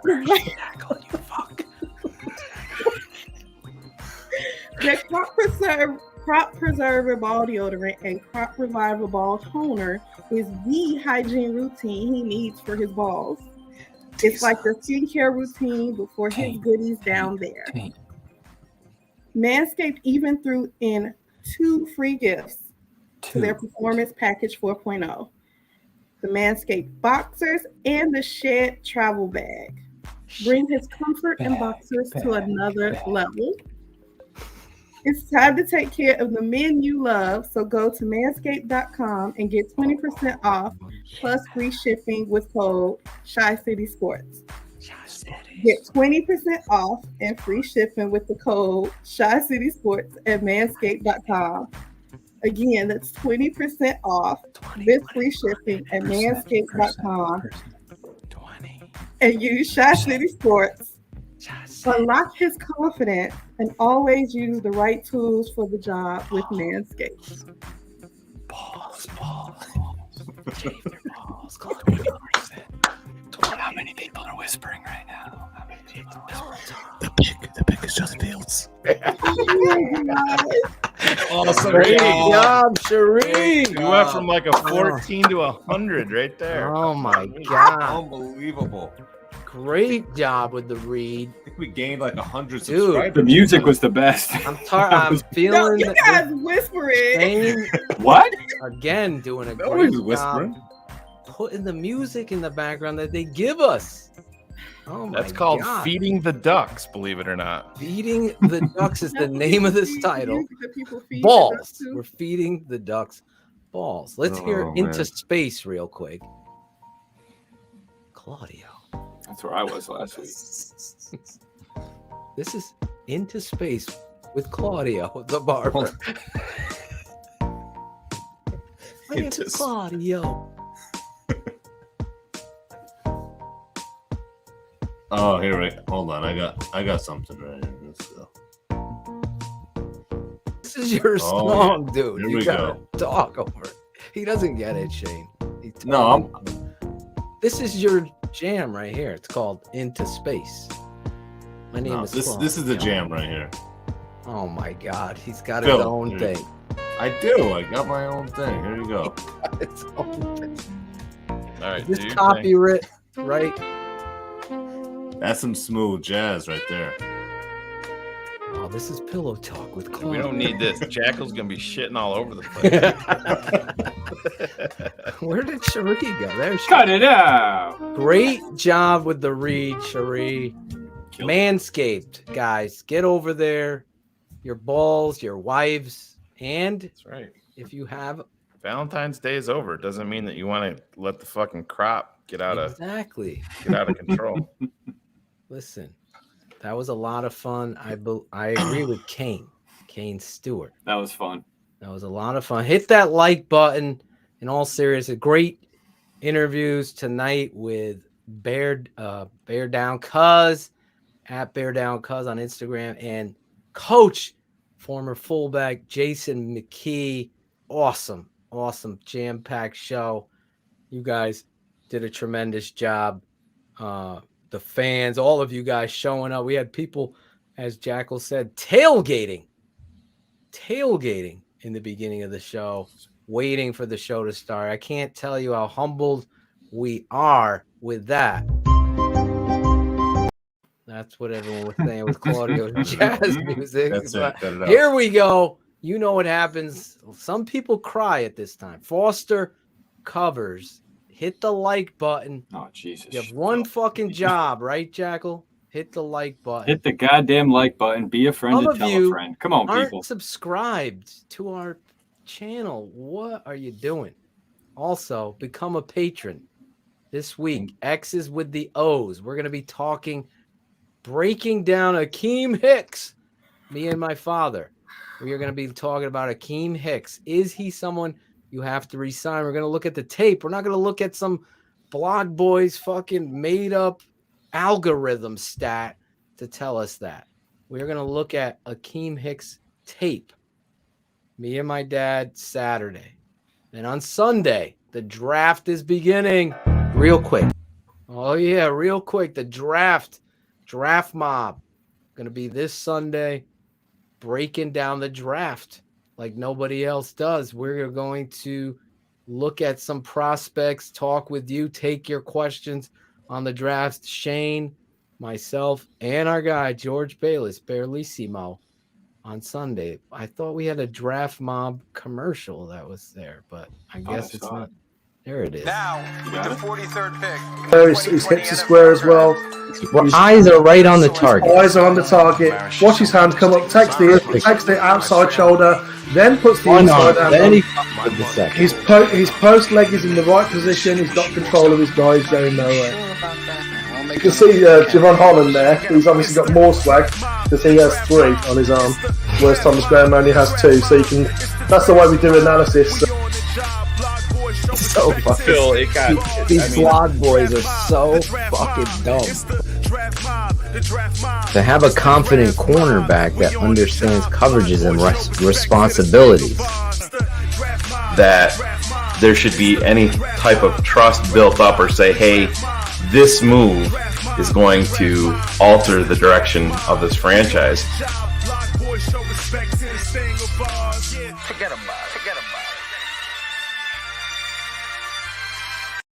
X's with the O's, draft mob, all this weekend, Claudio. TTNL never stops. Never stops. Claudio thought it was over. Although this song is Cherie's favorite song, it's also a sign of the end of the show.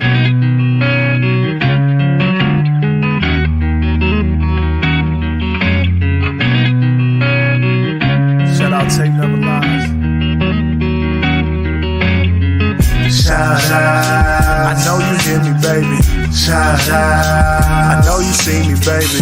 Shout out. We gotta holla at you. Keep it 100 crew. Gotta show love too. Shout out. I know you hear me, baby. Shout out. I know you see me, baby. Shout out. We gotta holla at you. Keep it 100 crew. Gotta show love too. From the fans in the stands to the follows on the gram. Thanks for your support, showing love in the DM. We stay Spencer strong, fight together till the end. Now it's time to shout out worldwide friends and fam. Like the network that keeps it real, 100 crew. So many in the world that I gotta show love to. For some this part, signal show is at its end. But for me it's so important to thank the charter members and the fans. Built the network, speak the truth through the tape. Never run around the truth, no narratives we create. Set them straight, no bubble screen on 4th and 8. Audio Shayne getting nervous cause keeping them up too late. That's it, no more to say they get the shot of vital. But hurry up cause the postman's getting homicidal. Shout out. I know you hear me, baby. Shout out. I know you see me, baby. Shout out. We gotta holla at you. Keep it 100 crew. Gotta show love too. Shout out. I know you hear me, baby. Shout out. I know you see me, baby. Shout out. We gotta holla at you. Keep it 100 crew. Gotta show love too. The network that keeps it real. Sense is strong.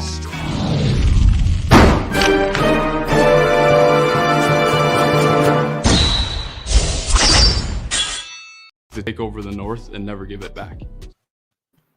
Then let me do what I hired to do.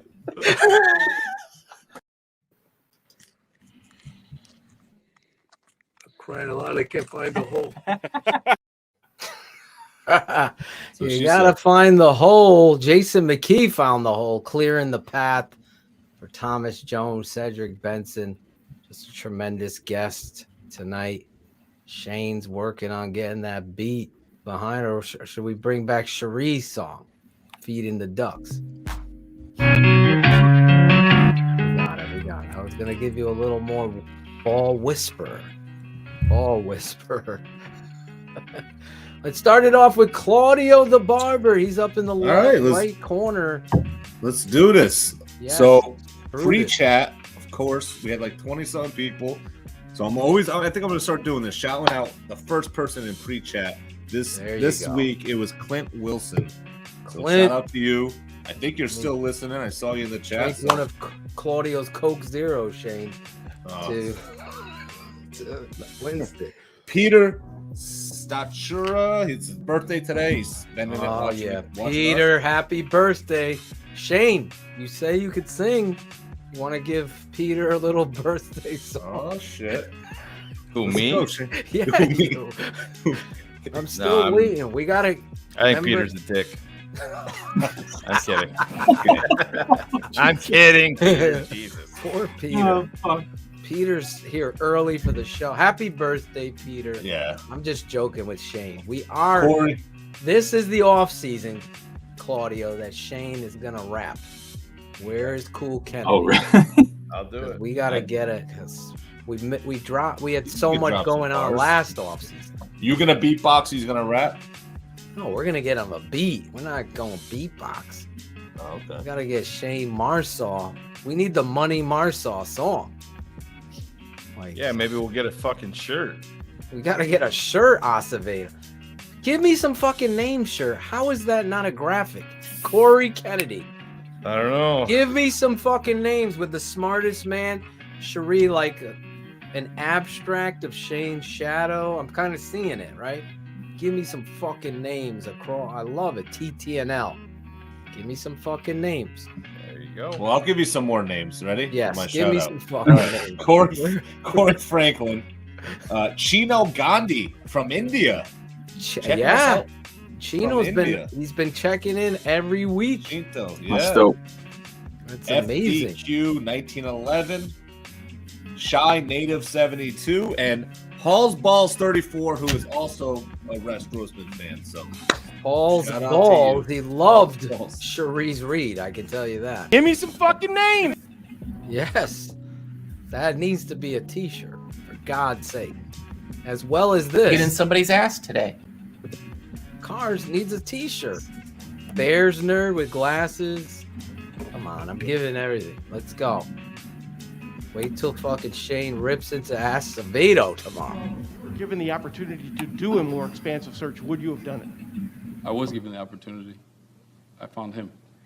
There you go. He found him. Claudio, any others? No, I'm good. Let's get out of here early. Everything's good with the family. You're good. Yeah, no, of course, shout out to my girls and all that, and my little one, but that's it. Claudio the Barber. Follow him at TTNL Barber. Have you talked to Funk? I have not. I have texted him. He's a busy man. He's a busy man.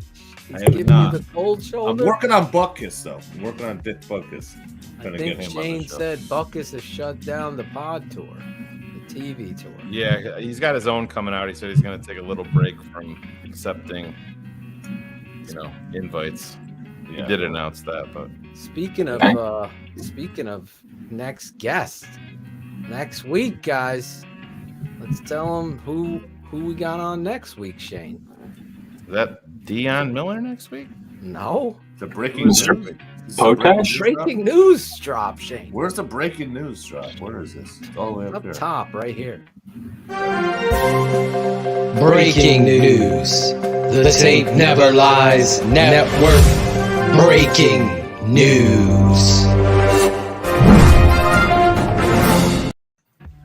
Ryan and Matt are men of character. It's not him, but somebody who actually holds him accountable. Mark Potash. Potsy will be coming on the show, Keeping It 100 next week to talk Chicago Bears, Eberflus, and everything. The guy that asks the tough question, he'll be on the show next Wednesday. So hopefully you 400 and some 485 tonight, come back, watch the show live. I think he'll be a great guest. I'm excited to actually talk to him. I'm going to let Shayne ask all the questions. Yeah, that'll fucking happen. That'll happen. Hey, I apologize. I don't even know that I'm doing it. Sometimes you just blank out for 36 minutes. It's yeah, cool. It kind of happens to me. I have had a lot of injuries in my head. Oh.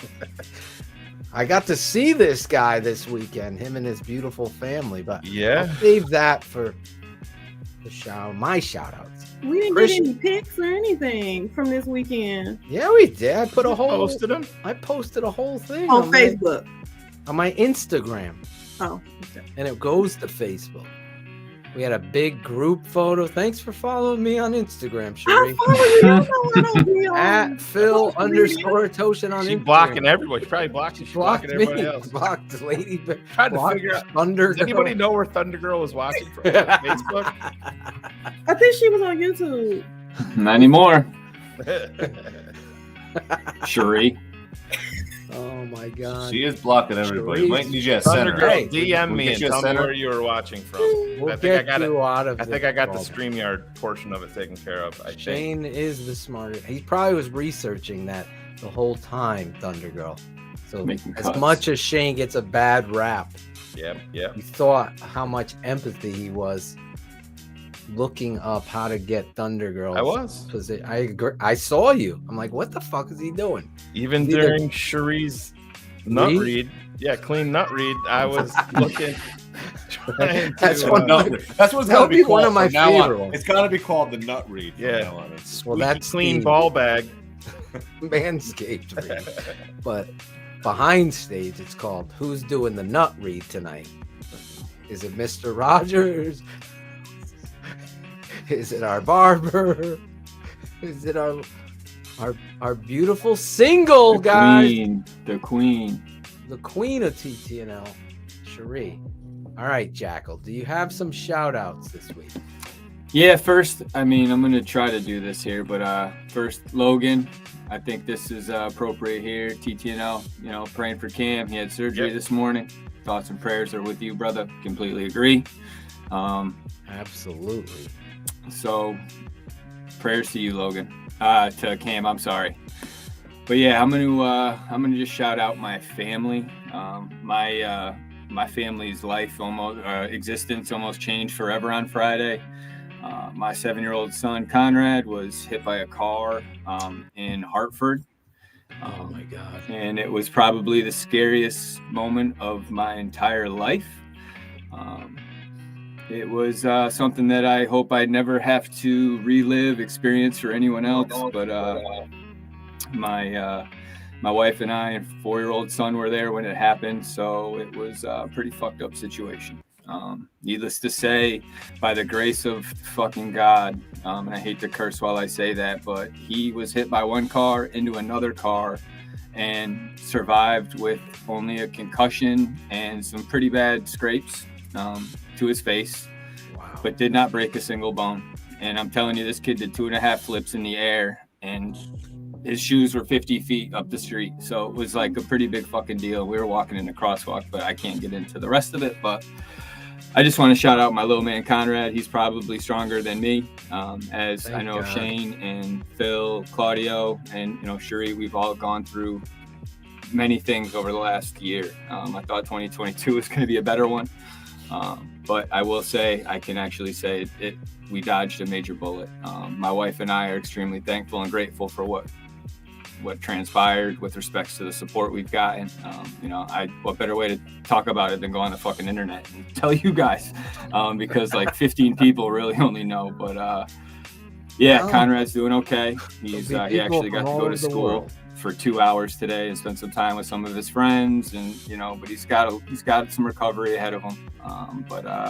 Just prayers up for my little man Conrad, and Dad loves you, and he's upstairs literally like 10 feet above me sleeping with his mom.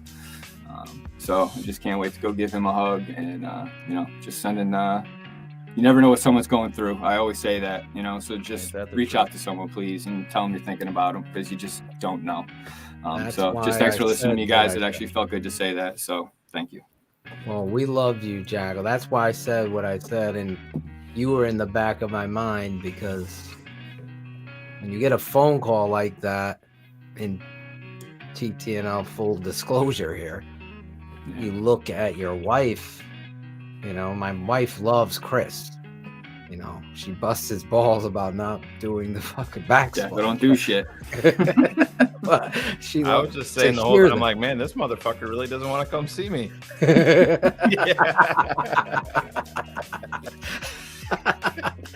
You motherfucker. Oh, that's good. Yeah. But to hear Chris tell me the story oh man, I can't even imagine. I had to look at my phone like 3 times, because Riley and I were at a game. Mila and Emmy were back in the hotel room, and then I had my phone on silent because I didn't want to wake baby up. And then I just reached up and grabbed my phone, and Phil had texted me, and I'm like, what?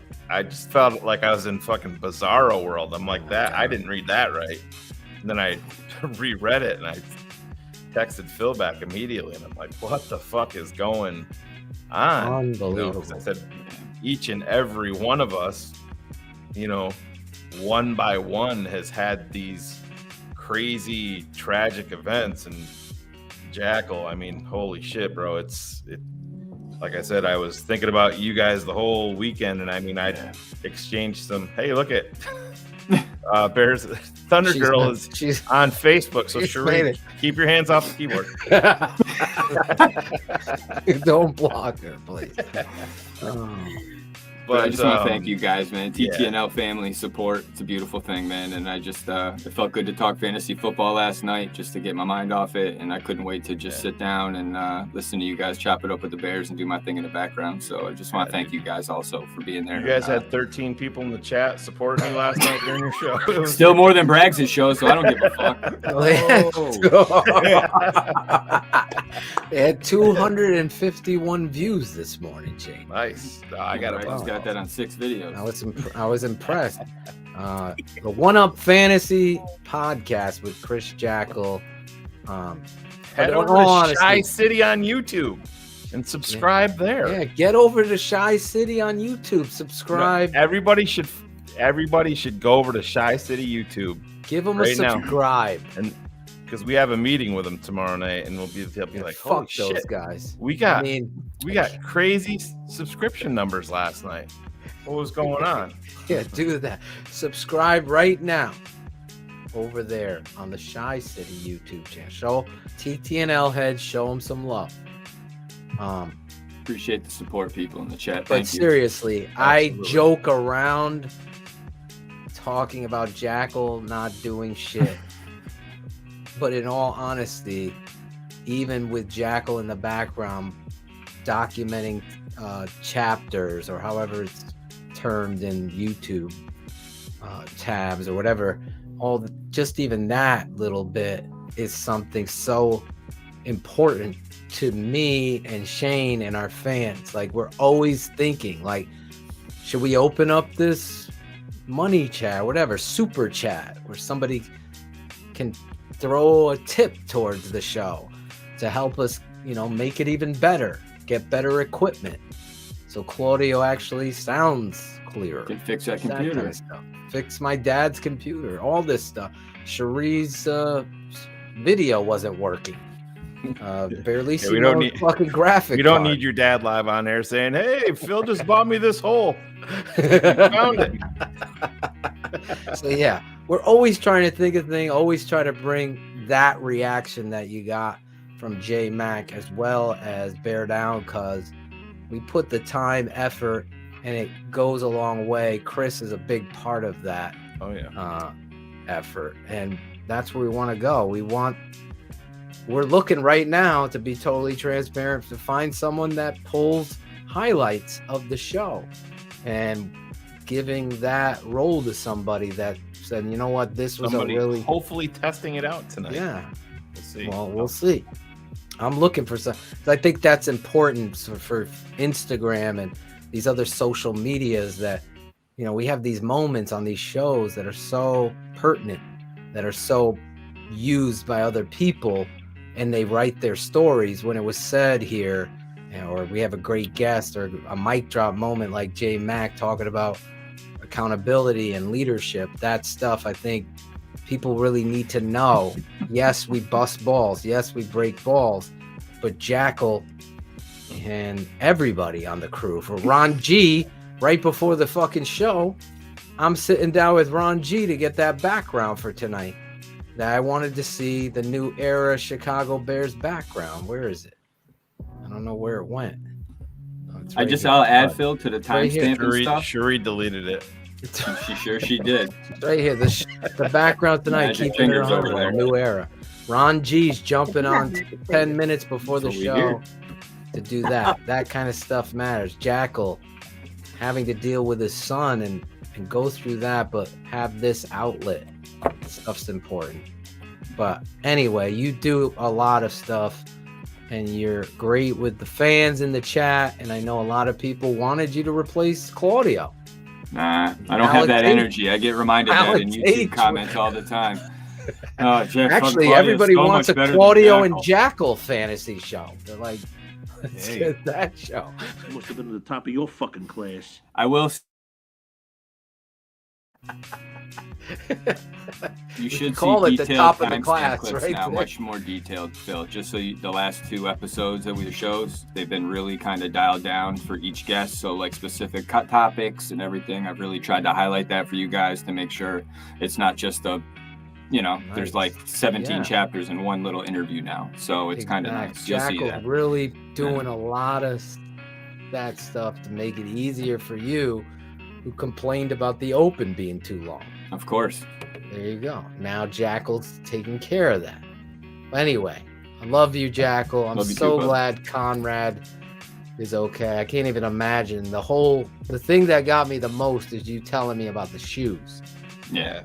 Because I've seen people get hit by a car, and when their shoes fall, it's like there's broken bones. Dude, I mean, I'll just say he had the wherewithal to see the car. Jeez. And with that, Jackal bounced.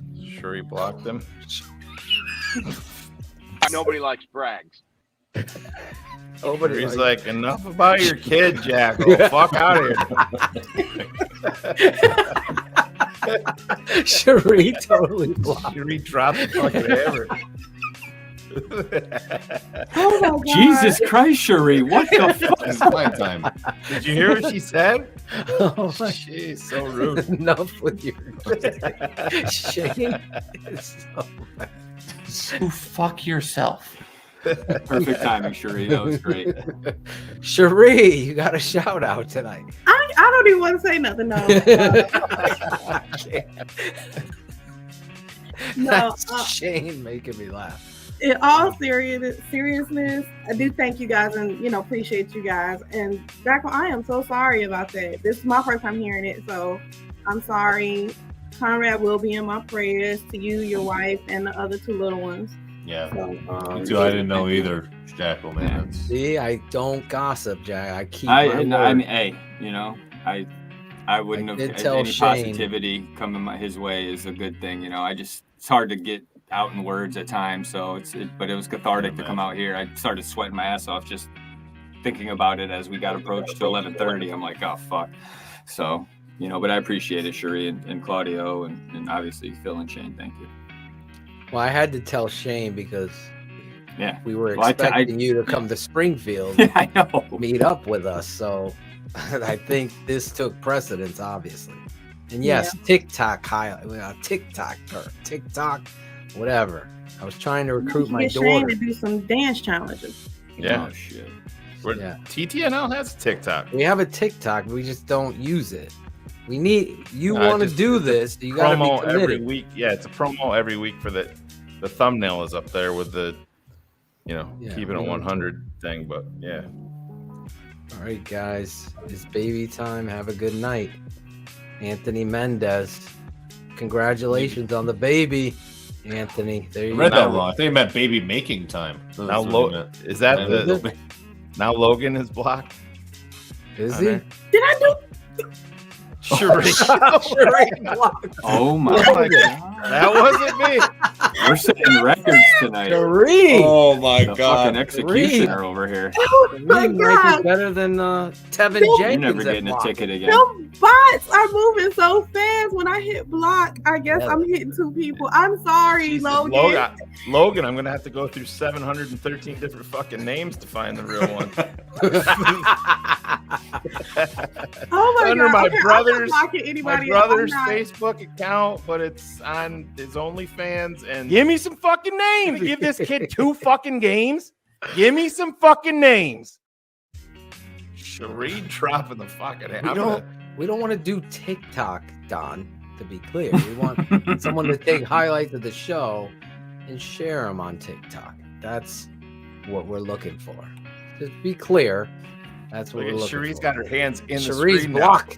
Tick block. she's on a tick block. I'm not blocking. I don't care if it's bots or anything. I'm not touching the block button anymore. Oh my God. Who's worse? Steven Johnson for ending the broadcast? That's still worse. At least we're still in the air. I agree. I gotta side with you there. What does Cars think? In somebody's ass today. Okay. Where is Cars tonight? Night was- off? Yeah, he sent me. No, he had Tesla show? Where's he at? Let me pull up the. There's hope, guys. There's hope. I hope if there's you got hope. the right people. I hope that is hope. If you got the right people, that's the key. We all have hope right now. They're having some weather issues, and his wife was stuck at work, and they had some issues at home. So I just told him it's probably a good night not to show up because Cherie's fucking kicking everybody in the dick. Nerd alert! The block bitch. That's her name. I apologize, Logan and Thunder Girl. It was Better not be intentional. careful. Cherie might block you. Cherie might block you. Oh, what do you think? Cherie just blocked Spencer Strong. Nope. Thank you, Cherie. Oh my These God. damn kids. These damn kids. Oh, this is Claudio the Barber. Yo, this The second yo. I mean, between Oh, y'all, all nice. of y'all do got a lot of The fucking block kids, bitch. You do it, yo. Yo. Yo, what was your favorite part of the show, Jackal, tonight? Yeah, look at this. We don't know who you are, We Facebook. can't. You're probably safe. It's one of the PFF guys. These guys will tell you the best abilities is availability.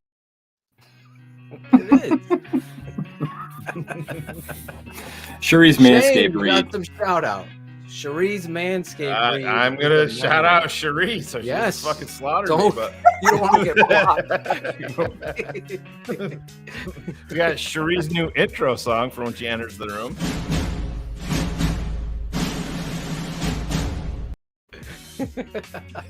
No shit, Cherie. Oh my god. Oh shit, Cherie. Really?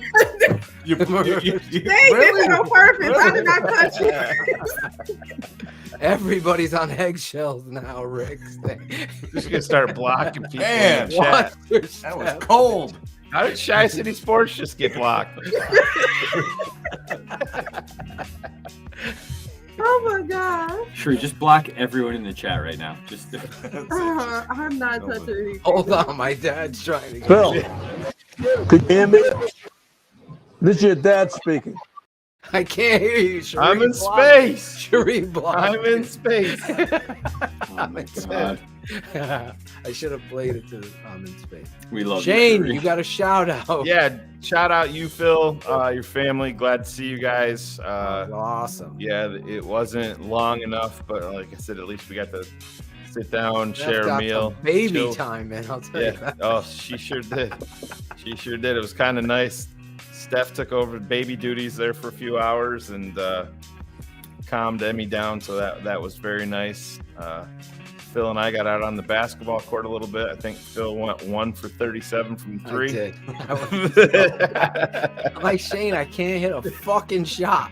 Come I on. got to end on one. I hit one early. I got one. And then I just kept missing. You got to end on a make. I ended on a Shayne actually was my advisor. He's like, okay, Yeah. end got it it. there. And then he took his kids to Subway to get a drink, and he blocked Devin from getting icy. I did. I'm like, how much are the ices? He's like $4.98. I go, okay, can we get root beers? $4.98. I'm like, what the fuck? $4.98 No, for a night. it was nice to get away, Jackal. Sorry, I mean, obviously, with what you had going on, totally understandable, but still nice to get away with the fam for a couple of days. We're taking Sure, off. pay attention. Yeah. Don't block your, Zorich. Keep your hands up in the air, Cherie. Not a lot of people did block Zorich when they were playing. So A lot of people had a tough time. they had a tough time blocking him. So I don't know if you can block Our him. boy, Chris Zorich, Oh, is look worried at about getting blocked. Guess what? I'm going to block some. Hey, Buki, guess what? Cherie, just Midwit. block it. Wait, you I'm got going to do. Yeah. He's got to Midwit. explain what a midwit is. What the fuck's a midwit? He's my just mad God. because his mom's a cunt. Oh! Always go to the That's mom. rude. Always. It Never makes me fails. uncomfortable. Actually, nobody goes to Buki's mom. That bitch is played out and fucking nasty. Oh shit. She doesn't manscape, but she should. Buki, go get your mama, bitch. Gangsters, what's up, guys? Pookie. If his mother was in a crosswalk, I'd run over her twice. That's how ugly. Oh my gosh. Fucking savage. I'll back up. Make sure I did the fucking job. Jackal. Poor Conrad. Jesus. Oh, Cherie cannot. No one could block Chris Zorich. No. There's a good segue out of there. Fuck Fucking Pookie. nuked him, Shayne. Jesus. Jeez. Nothing So left. Zorich came in with Notre Dame and Catholics and all that, and I took it to a whole nother level. Zorich got me Chris is fired up. quiet now. Who the fuck are those guys? He just logged off. He's like, fuck. No one's talking about my mom. But anyways, Oh yeah. my god. Yeah, we had a lot of fun, Shane. Yeah, Buki's a dick. He's one of the guys that comes in the comments. But see, Zorich knows. Oh. Chris knows. Chris knows. Chris The fucking was man. saying the same shit. Yeah, dude. Who fucking Zorich knows Buki's mom's a cunt.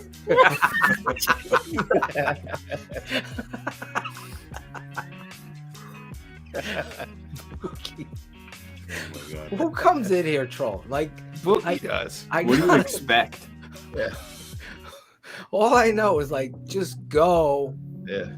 Like just pass by. Like I've never gone to someone's shitty show and said, "Let me write a shitty comment there."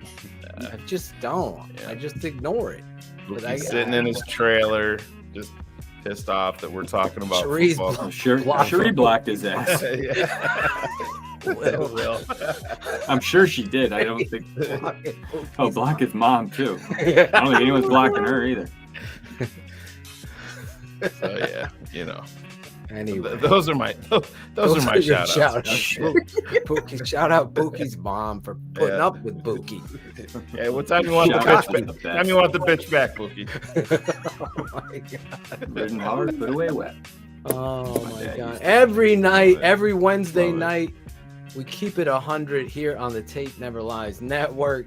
Tonight, just like every Wednesday night, we never have a script. We don't even know what's going to transpire. I came away really loving Mike at Beardown, cuz follow him on Instagram. Good dude. Had a lot of fun talking Bears with him. And you know, I keep it 100 as Shayne will too. When we don't agree, we don't agree. We debate, but we do it professionally. We'll always do that unless obviously you come in here with Bookie's Bookie's eviscerate Bookie's mom. That was very professional. Next week, Wednesday, we have Mark Potash jumping on the show from the Chicago Sun-Times. Mark always gives the tough questions, not the softball. On BHL, we'll tell him he's our favorite because he's going to bring that heat. We'll just ask, why didn't you ask about the why? That would be the only thing. At the very end, hey, Matt, did you ever find the why? Now get the fuck out of here. But anyway, we'll have a lot of fun next Wednesday. Obviously, I've told you earlier. I'll tell you again before Sheree blocks you. The Tape Never Lies patron. Become a patron, sign up.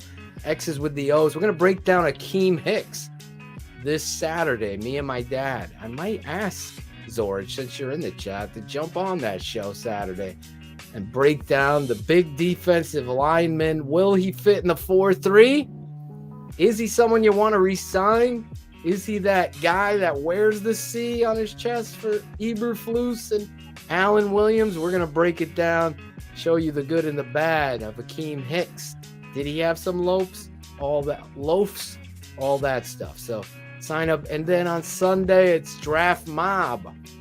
We got some interviews lined up with some players this offseason that are being in the draft. We're going to be breaking down all of the draft from a Bears perspective. Who are the fits? Who are the 3 techniques? Is the wide receiver the number one thing?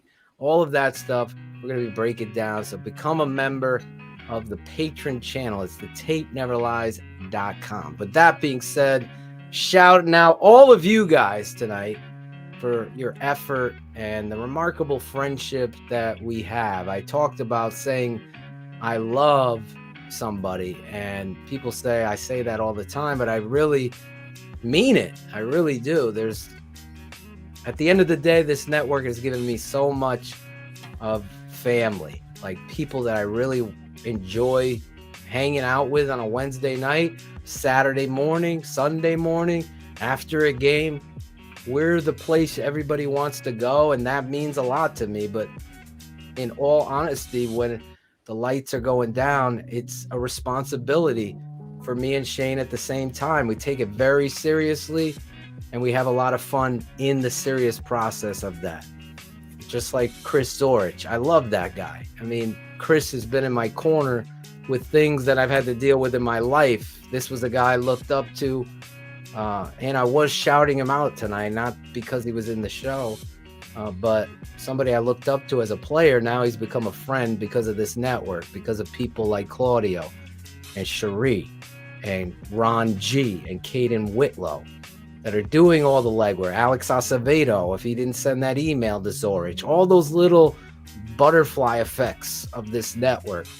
And you, the fan, that have gone the extra mile. Bullets, reaching out to Potash to set that up. Those things mean a lot to me. You fans that do that little extra, like Corey Kennedy in the midst of the show, putting fullbacks matter to us. All that stuff matters to me. I'll shout all of you guys out. Obviously, at Beardown, cuz I want to shout him out. Coach Jason McKie. Yes, I was in my glory there tonight because I just looking at a head. Breaking news. The tape never lies. Network breaking news.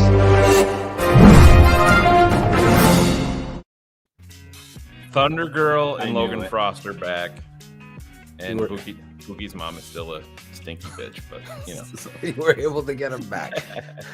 I was Glad waiting for it. Logan and Thunder Girl are back. Shout out Logan. Better Those block hands them up, when they come Sheree. back on. Block them when they come back. I want to shout out my boy, Chris. How do we say? Look at him rocking the swag. I'm trying to get his last name correctly here. So, Chris Ross. Chris D. That was Ross. a tough one. Well, his first name. 4 letters. His Chris- first name messed me up Double- on the Instagram side. That double S on the end always throws you.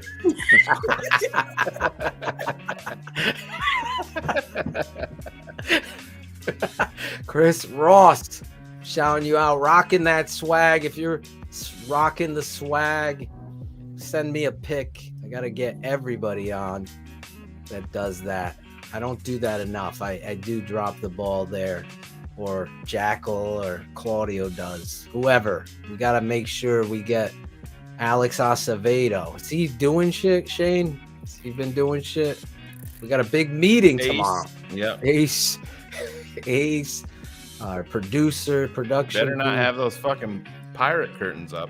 We need a block bitch t-shirt. Yeah, That Sheree block bitch. That's the best. Yeah. Sheree like this.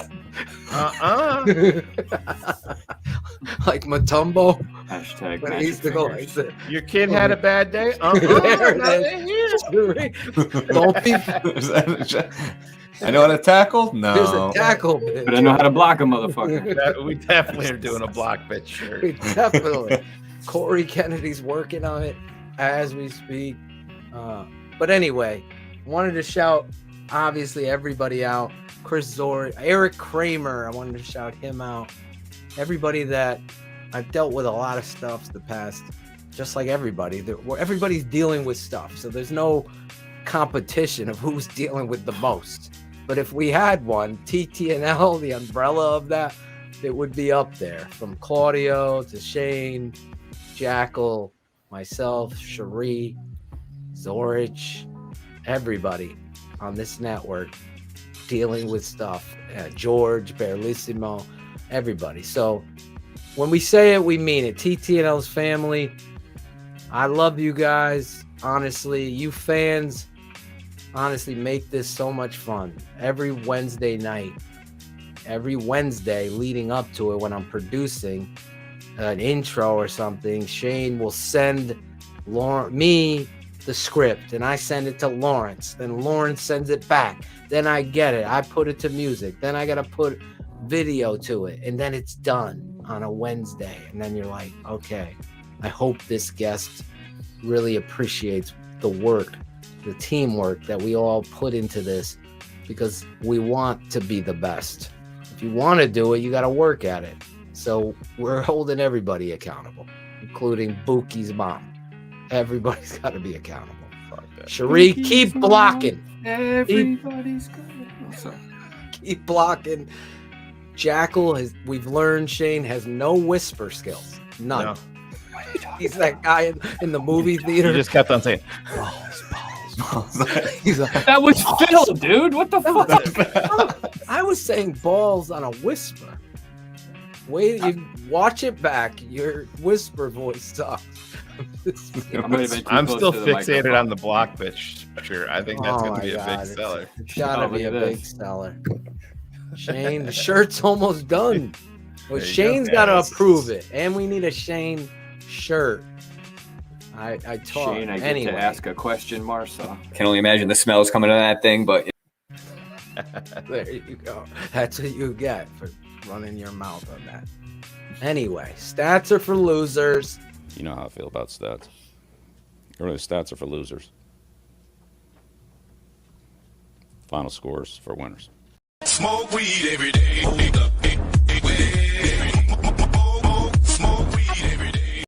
Take it all away. Smoke weed. We'll be back next week. Always keep it 100. There's no need for bold predictions. There's no need for any of that stuff. We go out like this. I love you guys. Great show tonight. Keeping it 100.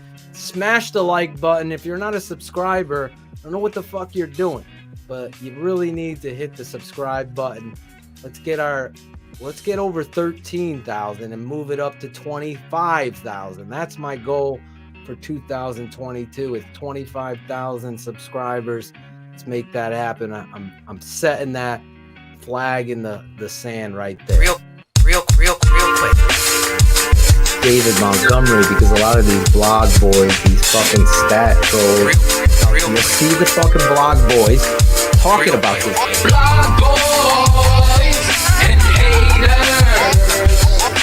Trolls on Twitter, false manipulators. Oh yeah. Blog boys and haters.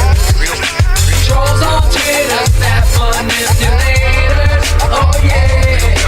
Take it to the level that most never thought of. This crazy world, people treat a keyboard like a sword off. Narrative crusher, so many demons that I'm fought off. Take never lies, blog boys get fucking caught. PFS with the fishes, but they still gonna troll. Putting Warrants on top, make them look like an asshole. Nagy calling plays with no clue on personnel. Running toss a CP, short side behind Leno. These dudes on that block like J-Lo. Montgomery is elite, cause DDP says so. Front office nightmare like the haunted of Hill House. Black boys get to step in and take your boy Millhouse. Black boys and haters. Trolls on Twitter, fraud manipulators. Oh yeah. Black boys and haters. Trolls on Twitter, snap manipulators. Oh yeah. Word. Blog boys changing stats like report cards. No PFF, straight F, so let no scorecard. You gotta have heart to play. A little soul like Marvin Gaye goes a long way. Throw the strong fade at an out route. Power, I see the end zone. I hope Maggie takes a smart route. It gives a play calls like McCaskey money. Blog boys and haters talking, but they stats is funny. The tape never lies. Think it's when you get smacked with honey and get swept like the tight end on 4th and 1 tries. We big time. You small fries, Twitter fingers typing for the clout. They never trend, they all cry. Blog boys and haters. Trolls on Twitter, fraud manipulators. Oh yeah. Blog boys and haters. Trolls on Twitter, snap manipulators. Oh yeah. Blog boys and haters. Trolls on Twitter, snap manipulators. Oh yeah. Blog boys. Yeah. Come on. Haters. Feeling that cool Kennedy. Trolls on Twitter, snap manipulators. Oh yeah. Blog boys. Block boy. Trolls on Twitter, snap manipulators. Oh yeah. Blog boy. And haters. Blog boy. TTNL Twitter, snap manipulators. Blog boys. Blog boys get fucking caught off.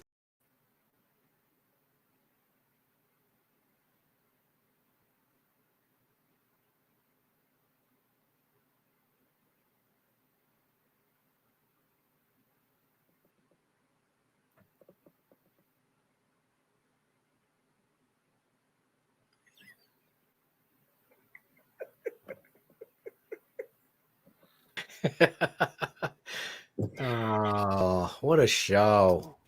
Are we still live? We're still still live. live. We're still live. Peace. Ree's blocking the end broadcast button. Bye now. Block